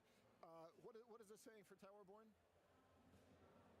Yes, that's right. I totally blanked. Karen was just like, hold on a second. I was like, you're the one that told me. Yep. I was basking in my success, and I just wasn't listening to anything except that I beat Benny, a pro gamer. The saying of Towerborne is, by the way, I want to explore the world, and I want to be strong enough to do it. Next time, I'm going to get some practice in, and I will beat you. It's right there on the Black floor. Ops 6. I'll be there a week. That's what I'm going to be. We'll do it. You guys join in Zoom, play a game. We'll show it on the Yeah, side. we'll do it. But one thing I have to say is we're seeing more games go into early access. Why was it so important and specifically to go into Steam for you, Trisha? Absolutely. Getting the I hope I'll be able to get the beta. Shit. we want to have that the discussion with the community, have them be a part of the game building. It's what You said what? done from our very first game, and so I can't download it on my Xbox. That's the problem. I have the 1 terabyte drop, but it's still not enough storage. do that well for us, and we want to make sure we're fully prepared for when we come to game preview. Because what I did was install GTA 5, and you don't really have no storage. The number of players coming in, we're truly ready for them. We don't want to disappoint. Honestly, it's been some of the most fun I've had. I've really enjoyed playing it, and I can't wait to go and sit there and then beat you. It will happen. I'm excited for next time. Anytime, any place. I don't doubt it. But thanks so much for stopping by. But remember to wishlist right now at towerborne.com if you want to go and have a go yourself. Dude, I'm probably not getting it for Xbox anyway because it's gonna be broken. All the Call of Duties I have is broken on Xbox. Towerborne is an action RPG. Like that's the problem I'm having. Like most of the new ones I have is broken. What else? Is a great vehicle for us to get started. My greatest Like when I get on Warzone on the Xbox, it was completely broken. no idea that this would go in this direction. Where it would just crash. And now it's time to Fucking Series X. I was like, what? tomorrow, and what a day tomorrow will bring. So you got to make sure you join us when we kick off our final day of coverage with one of the most anticipated titles of the year, is Indiana Jones and the Great Circle. We'll also jump into the world of Metaphor, Re-Fantastic. Probably not getting that. I'm not gonna lie. I'm probably not gonna get it for Xbox, but at least, yeah. In 33 Immortals, and Lena, we're going to give you a rare look at Avowed. So thanks for watching, and auf Wiedersehen. Bye. Alright. So Chad, we in this, man. I'm about to head off, bro. Dude, the reason we gotta keep popping up at 9 in the morning is because it's in Germany, bro. That's why, bro. Oh my gosh, dude. I'm heading out, chat. I'm gone. Deuces. Later, chat.